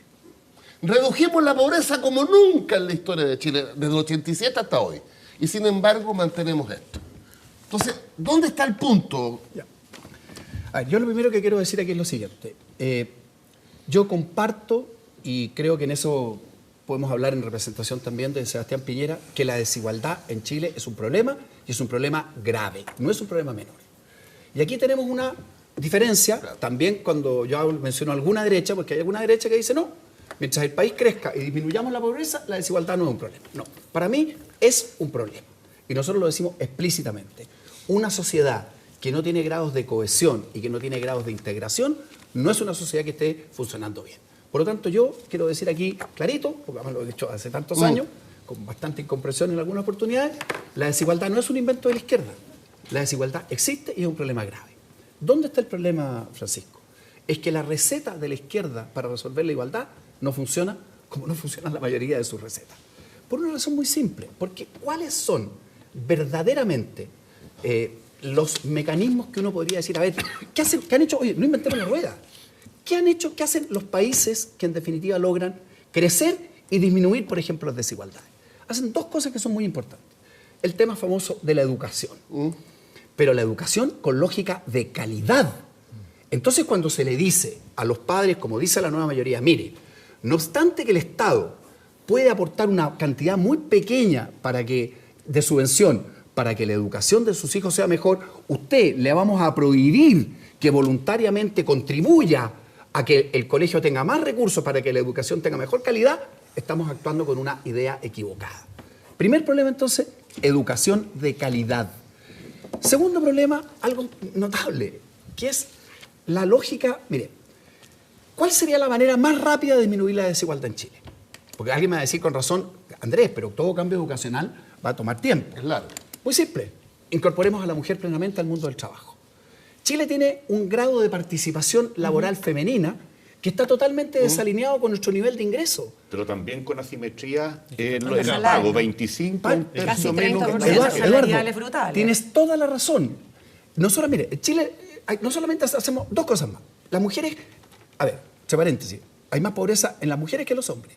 Por lo tanto, las que más deberían trabajar o a las que le debería resultar más fácil trabajar, debería ser a las mujeres. Ya, entonces, pero esa es una mirada que se comparte con la nueva mayoría. No, pues, porque ahí es donde está el problema, pues. Porque porque ¿dónde viene el punto? El punto viene el siguiente. Para que exista la posibilidad de que las mujeres se incorporen más rápidamente al mundo del trabajo, educación preescolar. Hay que tener, Eduardo, hay que tener además flexibilidad laboral. Sí, pero sobre todo salas cunas. Bueno, a ver, parto, salas cunas. Pero voy a dar un ejemplo súper simple. ¿Solo para las mujeres? No, para todos. Terminar con la tontería que significa y con la discriminación absurda de que si nosotros tenemos una empresa de geología, tú eres geólogo, y queremos, oye, nos sale más barato contratar geólogos hombres que mujeres. Es una cosa que nos resiste un minuto más. Pero además hay otra cosa. Por eso le pregunto, la flexibilidad tiene que ser para hombres y mujeres y sala cuna para hombres y mujeres. Andrea, lo voy a decir con todas sus letras. Que la sala cuna esté vinculada a la existencia de mujeres en una empresa es una aberración. Ya, pero además hagamos cosas prácticas. Por ejemplo, si una mujer quiere trabajar hoy día, o un estudiante universitario, 3 horas en la mañana y 3 horas en la tarde, no puede, porque se supone que la jornada tiene que ser continua. Si una mujer quiere trabajar 2 horas en su empresa y 5 horas en su casa, porque, por ejemplo, ella es una profesional destacada y puede trabajar con su computador, Andrea, no se puede. ¿Y por qué no se puede? Porque la CUT se opone. Pero sin sindicatos fuertes, solo precarización eso y profundizar la simetría. Aquí estamos en la discusión. Aquí estamos en la discusión. Yo considero, hoy día en el mundo, la gente trabaja cada vez más desde su casa. Pero esta es una cuestión ideológica. Entonces, se le pregunta a la CUT, mira, si todo lo que proponga la CUT no va a funcionar nada en favor de verdaderamente los trabajadores. Entonces, porque tiene una experiencia brutal. Está bien, pero Pancho, en todas partes del mundo... Oye, pero eso nos deja la antigüedad. Está bien. Yo soy partidario de la flexibilidad laboral nomás. Pero con sindicatos. Pero tenés que tener... Está bien. Evitar el abuso. Eduardo, pero escúchame una cosa.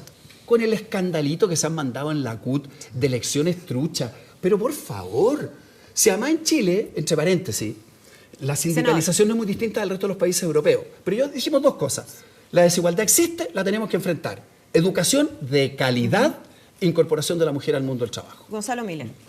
Sí, primero que nada, yo creo que hay algo que rescatar. Estamos hablando de la centroderecha, de una nueva campaña, una lógica primaria, y determinar que quizá en esto, por primera vez, la reflexión no solamente es programática, sino que la reflexión también es valórica.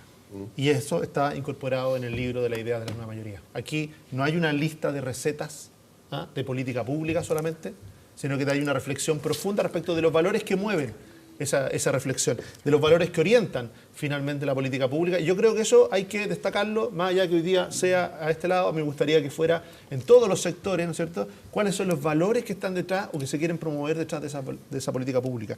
Y eso está reflejado desde el discurso del propio presidente Piñera cuando acepta la candidatura en la Quinta Normal y hace una reflexión respecto de los valores de la libertad, la solidaridad, la justicia y el progreso, como los que van a orientar esa reflexión. Mismos valores que están destacados en este libro. Pero vamos a lo práctico, porque hay 2 cosas. Una en que me gustaría una aclaración y otra en que me gustaría ver cuál es la reflexión para una persona que ha estado en el tema de educación. Primero, una aclaración.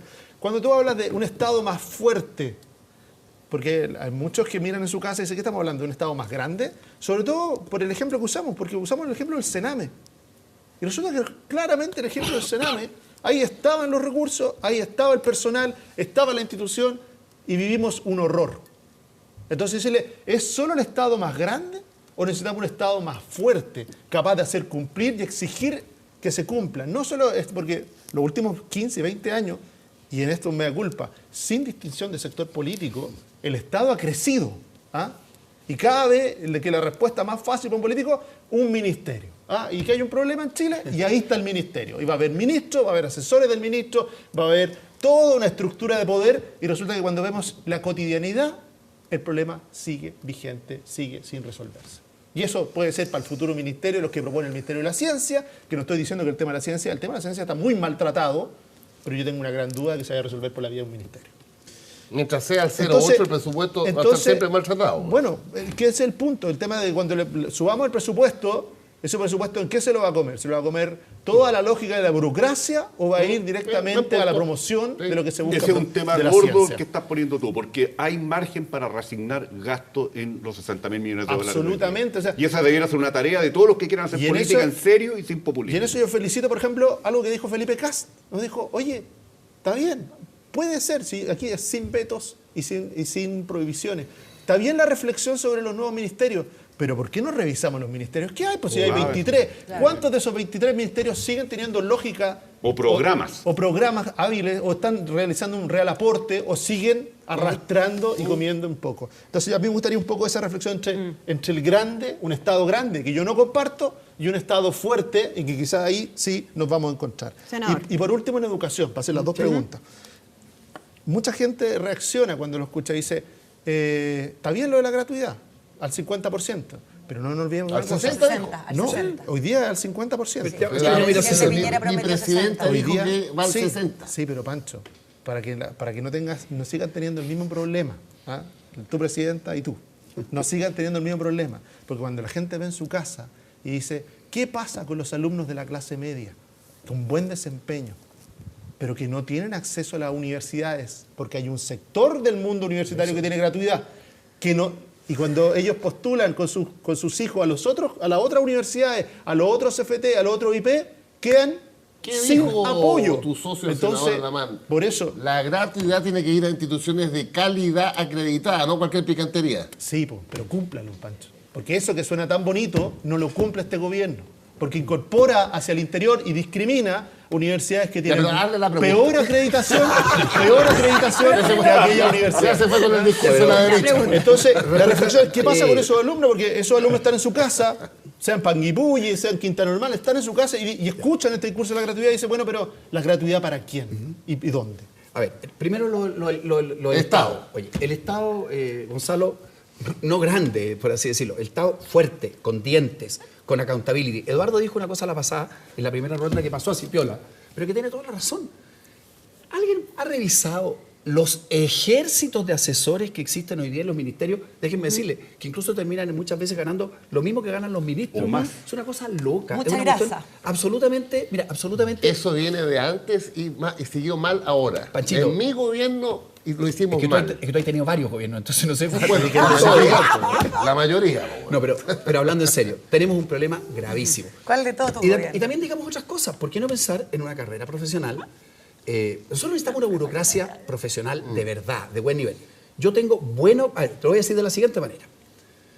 Un país para desarrollarse necesita buenos emprendedores y necesita también muy buenos funcionarios públicos. A veces la gente de la derecha solamente dice necesitamos emprendedores y los funcionarios públicos. Pero sí es muy importante los tipos que regulen bien, que fiscalicen como corresponde, que no, o sea, necesitamos aún mejores funcionarios públicos y los que tenemos son buenos. Está puesto en el informe de la Comisión Ramos de Productividad, Bueno, excelencia y mérito en la burocracia pública. Y fíjate lo que pasa, por ejemplo, hoy día. Tenemos una cosa, Andrea, que nadie quiere hacerse cargo. El senador Hernán Larraín presentó un proyecto en esto. En teoría, en el sector público no hay negociación colectiva. Entonces, como no hay negociación colectiva, se supone que no puede negociar. Pero hay. Pero ¿cómo no va a haber? Entonces, como no hay negociación colectiva, tenemos paro. Entonces, por ejemplo, burocracia profesional, un sistema de negociación colectiva para el sector público, como tienen los países europeos desarrollados. Todo eso nos ayudaría. Entonces, no un Estado obeso, pero sí un Estado con dientes que pueda hacer las cosas. Falta el tema de la educación, pero lo vamos a conversar. Vamos a ir a una pausa, volvemos Una de inmediato pausa. y seguimos Me aquí toca conversando con el senador preguntarle, Lerrein. Han hablado, te juro que se fue la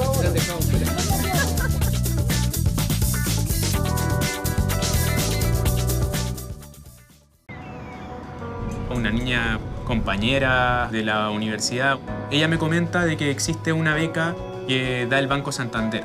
Me llega el correo de que tengo la beca, era automáticamente saber que iba a ir al intercambio. Él demostró que todo lo puede lograr. Claro, la beca Santander está dentro de las cosas más importantes que me ha sucedido en mi corta vida.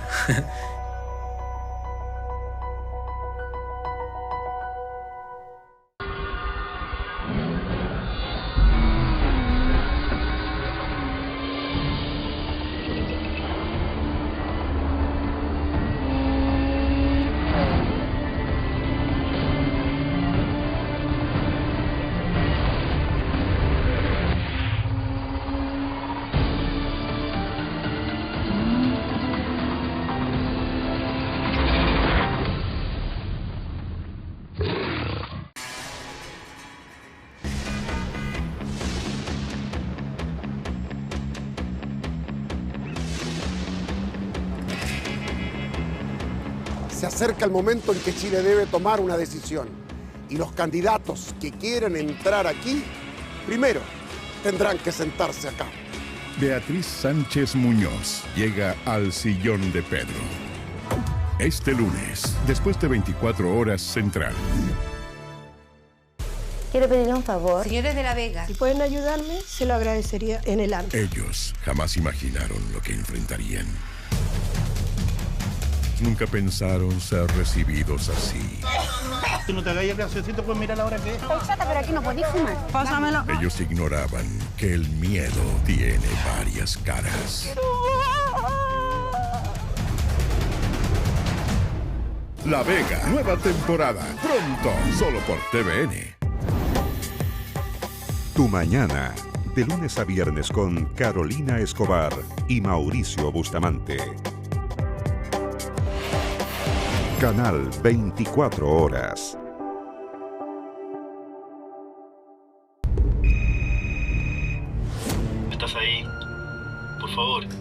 contigo.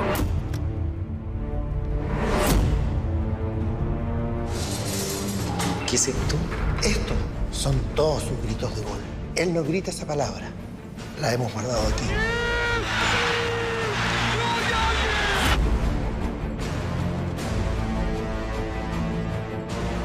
Vamos a la Copa Confederaciones y queremos pedirte que por primera vez grites gol. Mi gol no lo gritaste, pero este va a ser el más importante de todos. Alexis botando palitroques alemanes. Ahí está Alexis. ¡Sí!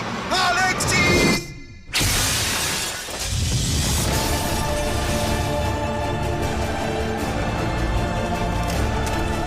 Esta Copa Confederaciones la vamos a relatar como juega Chile, sin miedo. Media hora de gratuidad a todo evento. ¿Hubo preocupación de la industria? La gratuidad es algo que se opuso a gran parte de la sociedad civil. Los consumidores no tuvieron ninguna defensa. Acá no opera la nueva ley. No, todavía no. Se perdieron los 30 minutos. Alguien se robó 30 minutos. ¿Pago abusivo de estacionamiento? Hoy, informe especial en 24 horas Central. Porque somos el país más lindo del mundo. Porque comemos rico, orgullosos de nuestras tradiciones. Y somos simpáticos. Estamos empezando, aquí vamos a terminar. ¿La abrimos? Bienvenidos a la nueva temporada de Chile Conectado. La alegría de recorrer Chile. Hora 24. Lunes a domingo con Felipe León. Canal 24 horas.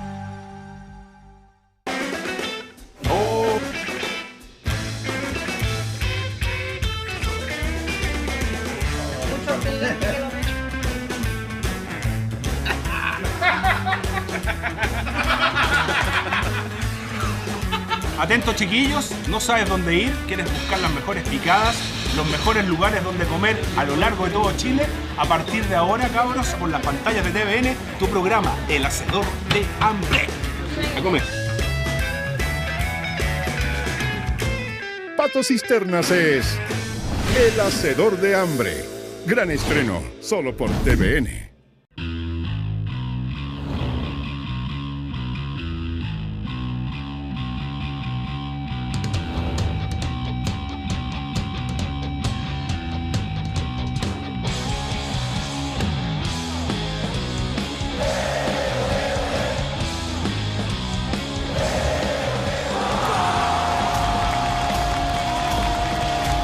Esta Copa Confederaciones la vamos a relatar como juega Chile, sin miedo.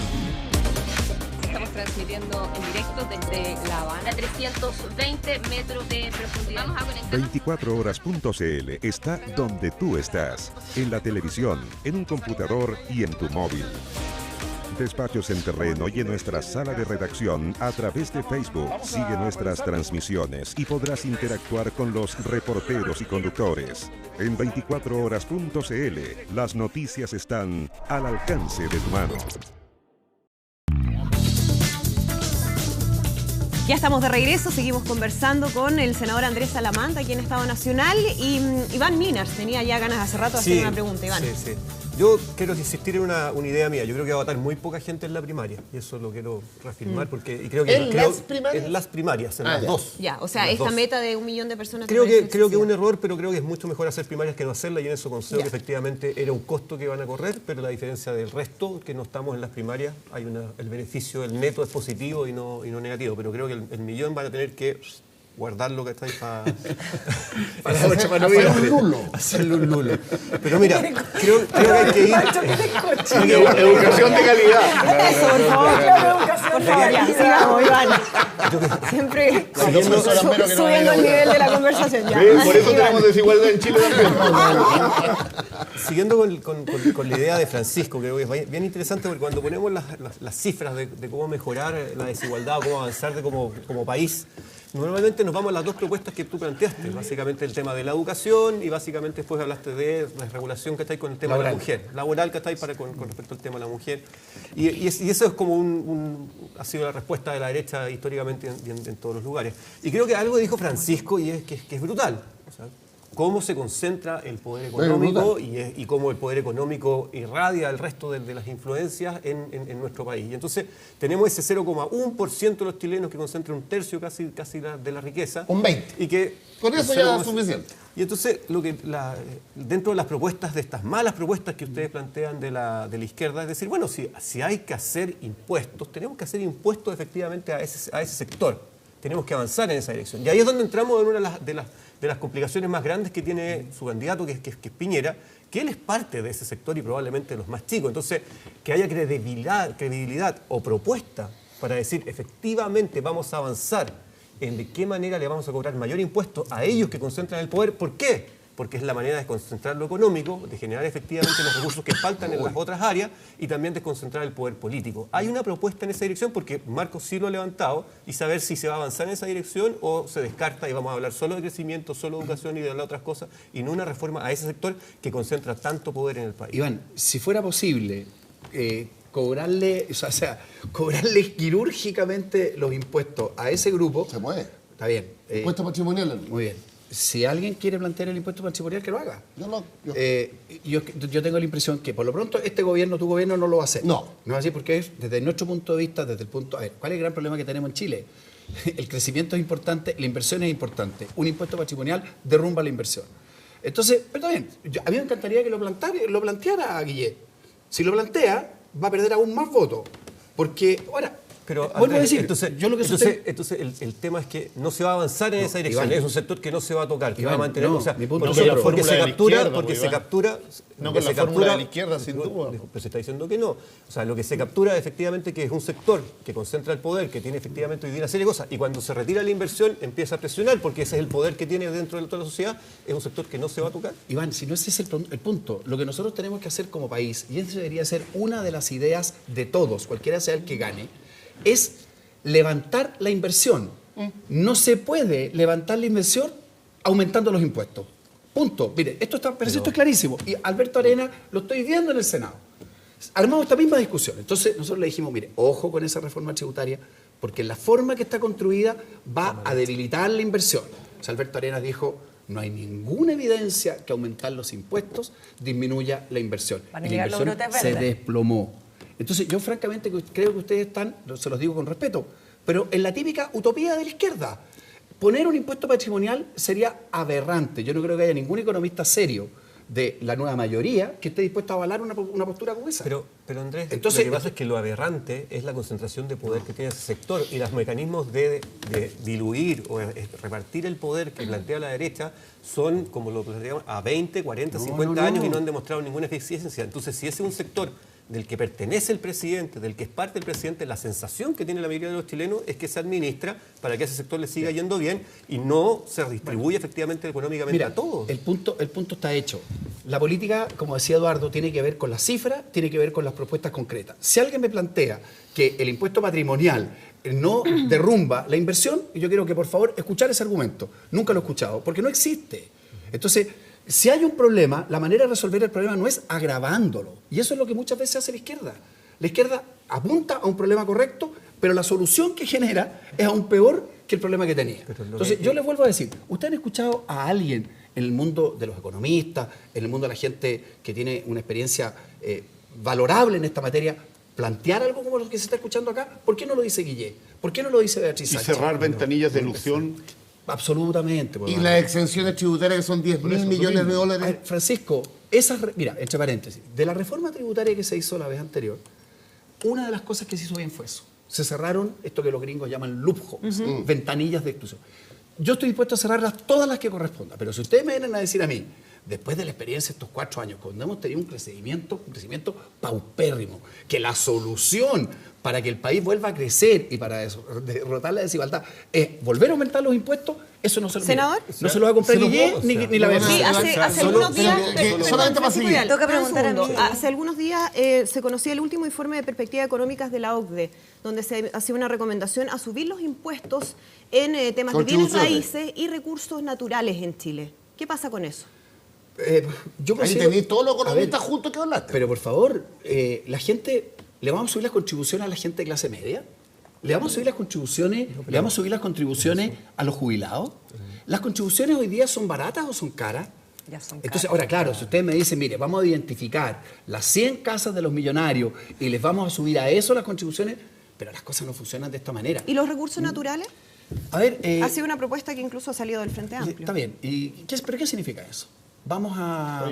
Colocarle a los mineros australianos en Chile lo que pagan en Australia. Correcto. Entonces, perfecto. Le estamos diciendo a la gente de la zona norte porque resulta que el boom minero ya no existe y hoy día toda la zona norte la tenemos con una tremenda depresión. Se le va a decir, mire, la manera de solucionar los problemas del norte es precisamente que vamos a ponerle aún más impuestos a la minería.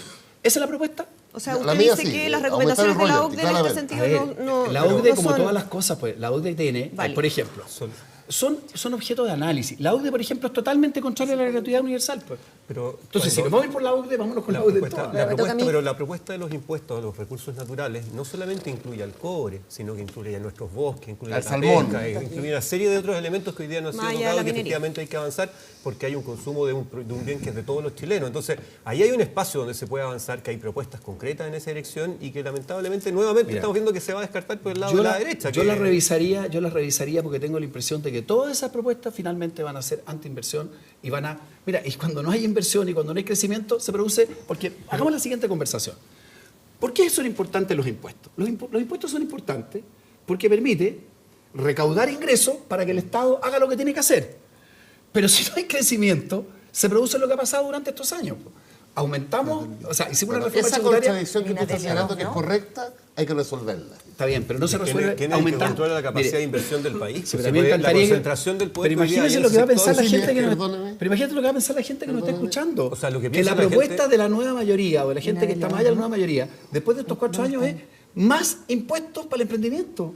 O sea, la propuesta, lo que la mayoría de la gente piensa es que las propuestas de la derecha y Sebastián Piñera favorecen a un segmento muy pequeño de la población que son los más ricos y eso es por eso está enclaustrado y no puede avanzar en otra dirección. Sin pasión, Andrea, sin pasión. Le toca a Cecilia Pérez. Gracias. Con pasión. Gracias. 2 cosas y una pregunta para Andrea. Estaban hablando de los impuestos a la minería y yo creo que Televisión Nacional, que llega a todo Chile, debiese poder transmitir un sentido de urgencia a los mineros atrapados en Aysén, en la mina Cerro Bayo, desde el viernes. Sí, hay 2 mineros y la verdad que no ha sido una noticia nacional y se espera solamente colaboración de la empresa y me gustaría una proactividad mayor también del gobierno. No es por número, no son 33, son 2, pero yo creo que ahí debiesen estar todas las miradas atentas para poder solucionar ese problema. Segundo, en esta política de alcantarilla que muchas veces están tanta gente dispuesta a meterse y que aburren tanto, yo el día jueves y viernes tuve un oasis de políticas de ideas, un oasis de intelectuales, de políticos que convergieron el día jueves en el lanzamiento del libro que encabezó Andrés Alamán, Hernán Larraín, la mayoría de las ideas de la retroexcavadora del manifiesto republicano, que no solamente me gustó mucho por los sentidos de relato que uno siente que venían durante mucho tiempo cuestionados dentro de la centro derecha, sino que además la reivindicación de la política, la reivindicación del sentido moral de los valores republicanos y de la misma república. Me gusta mucho el capítulo, por ejemplo, de Claudio Alvarado, su director de IES, y yo los convido a todos a poder leerlo. El viernes, esto fue el jueves, para que de hecho, tú me lo vas a regalar. No, porque es de la Andrea. Es de la Andrea, yo ya lo tengo. Andrea me lo va a regalar. El impuesto al patrimonio llevado al extremo. Eso demuestra el egoísmo de Alamán, que no quiere redistribuir libros. El día viernes, el presidente Ricardo Lagos me envió de regalo su libro, En vez del pesimismo, Mirada Estratégica al Chile del 2040, que lo hizo siendo candidato.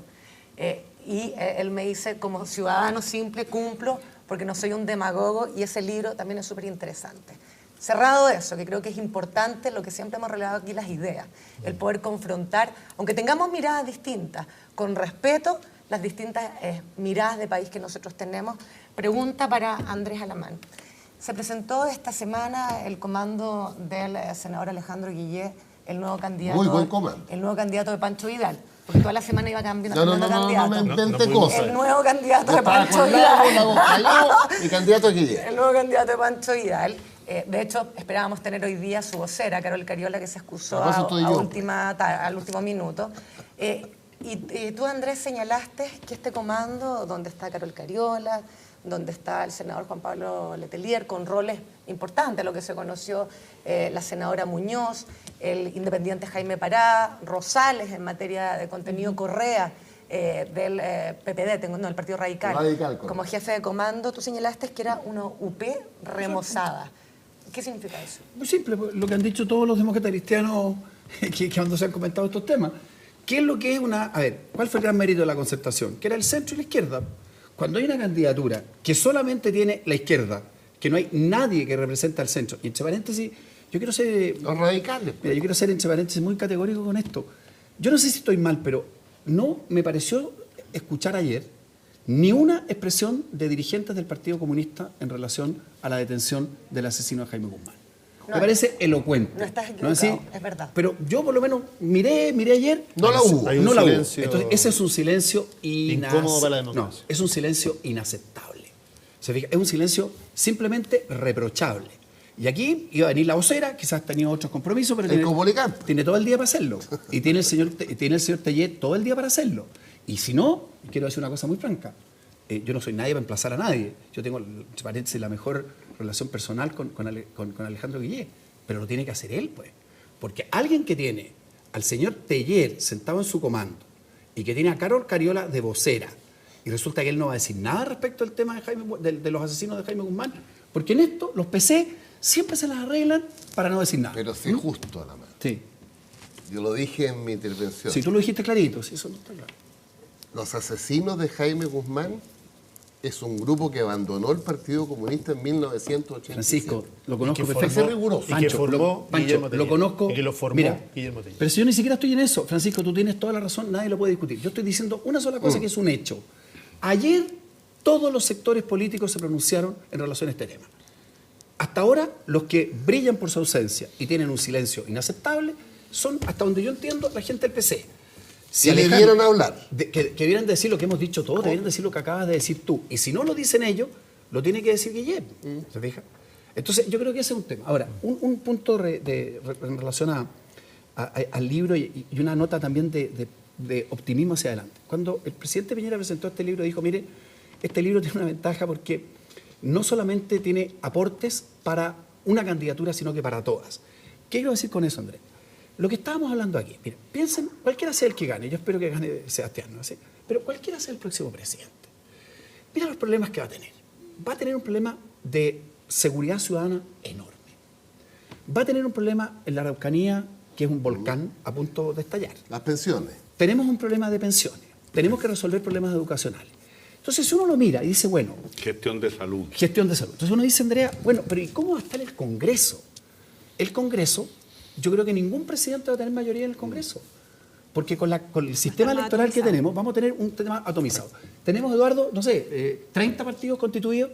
Entonces, yo lo que digo pero es no van a tener todos representación parlamentaria. Mi punto es el siguiente. Lo que debiera ser el próximo presidente, y entre paréntesis, esto es un poco lo que está haciendo Macron en Francia. Es un gobierno de unidad nacional.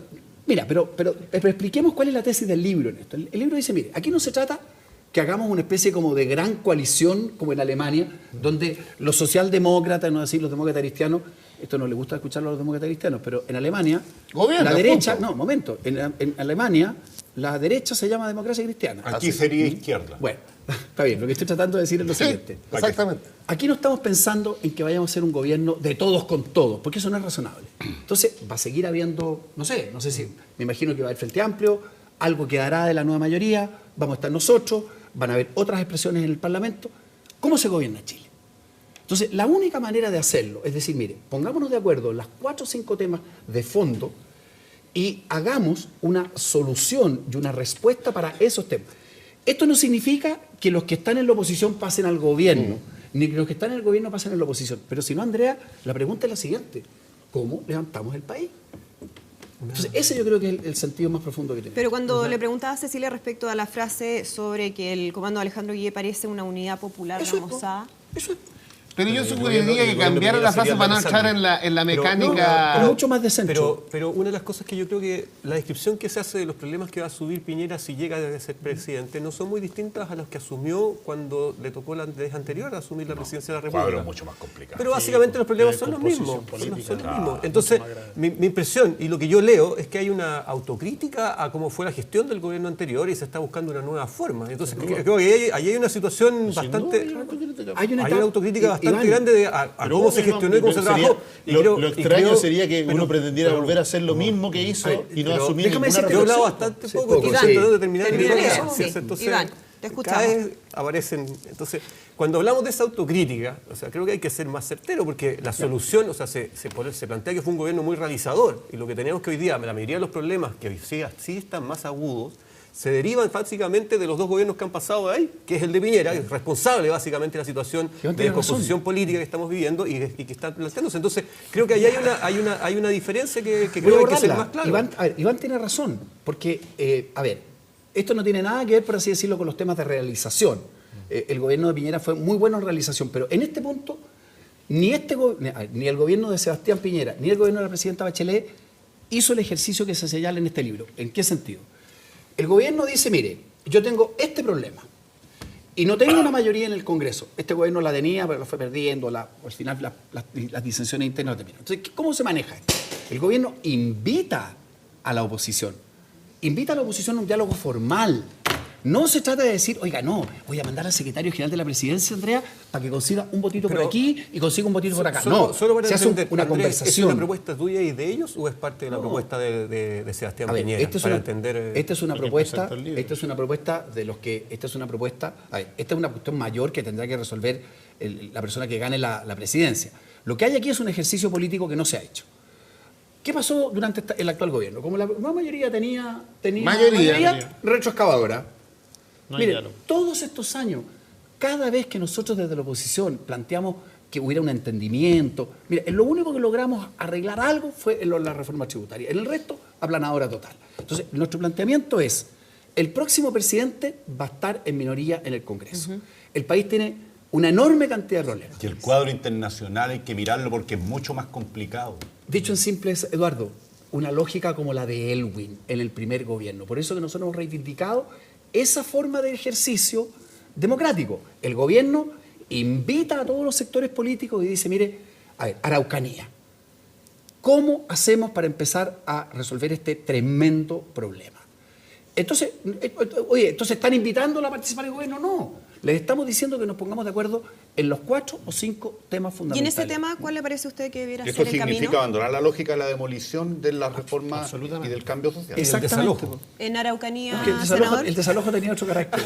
En Araucanía, ¿cuál debería ser el camino? En la Araucanía tenemos... El desalojo dio paso al paréntesis.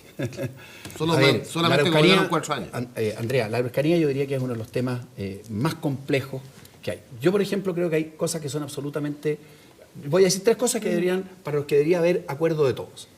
Número 1, diálogo amplio con todos, al estilo de lo que se acaba de hacer, que es lo que hizo Monseñor Vargas, pero con aún mayor compromiso. Los que crean que los temas de la Araucanía se arreglan a balazo están completamente equivocados. Segundo, no es contradictorio con lo anterior, reforzamiento del Estado de Derecho.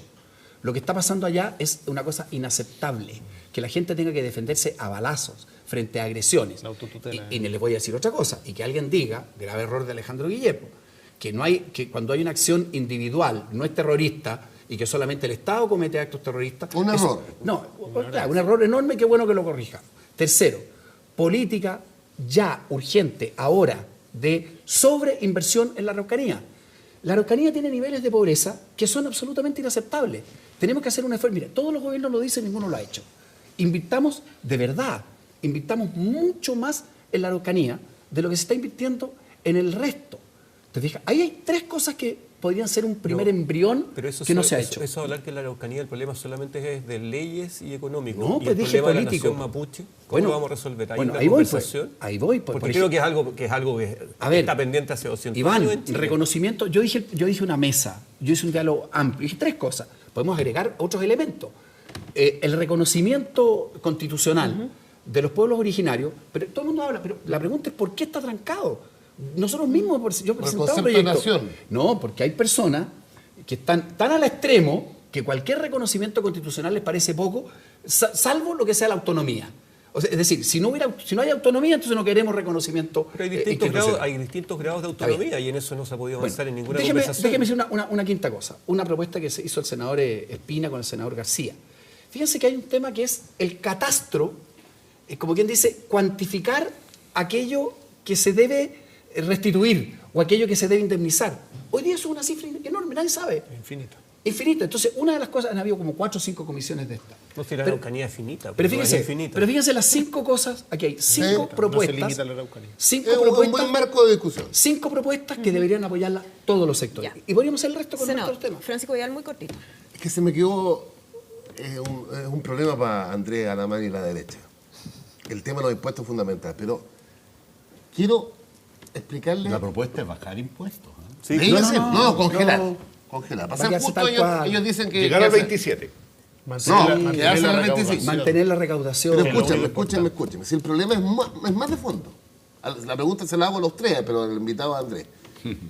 La diferencia que tenemos nosotros en nuestra estructura tributaria con nuestra aspiración, Europa, es una cosa impresionante. Esto se lo aprendí a mi candidato primero, Lagos. Es que en Europa la desigualdad antes de impuestos es igual a Chile. Pero después de que los alemanes, los franceses pagan impuestos, bajan a una cosa muy buena. En Chile... ¿Por qué es eso? Hemos avanzado así. Francisco, la desigualdad antes de impuestos es muy parecida a la desigualdad después de impuestos. Algo yo te digo el tiro lo que pasa. Yo te digo el tiro lo que pasa. La eficiencia de las políticas públicas y la focalización. En los países desarrollados, cada peso, cada euro que entra al Estado se administra bien. No hay despilfarro, hay bajos niveles de corrupción, las políticas públicas le llegan exactamente a quien le tienen que llegar. Y hay focalización. Y la tributación es progresiva. Se gasta la plata bien. Y la base. Mira, si uno revisa, por ejemplo, lo que es, Andrea, la Dirección de Presupuesto de repente revisa las políticas sociales. Y las mira. Y de repente dice, mire, de todas estas políticas sociales, todas estas son ineficientes.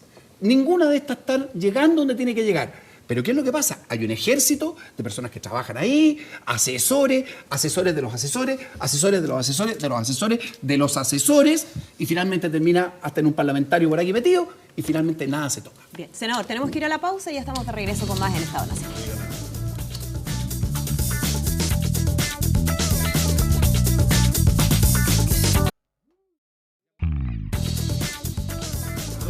Bien, comenzamos ya a despedir esta edición de Estado Nacional. Le agradecemos a nuestro invitado, el senador Andrés Alamán. Muchísimas gracias por habernos acompañado, a cada uno de nuestros panelistas. Ya le voy a prestar el libro a Francisco Vidal para que no siga presionando. ¿Por qué no lo compra? Somos amigos desde el colegio, así que mañana lo va a tener en su casa. Yo creo que le alcanza para comprarse el libro, ¿no?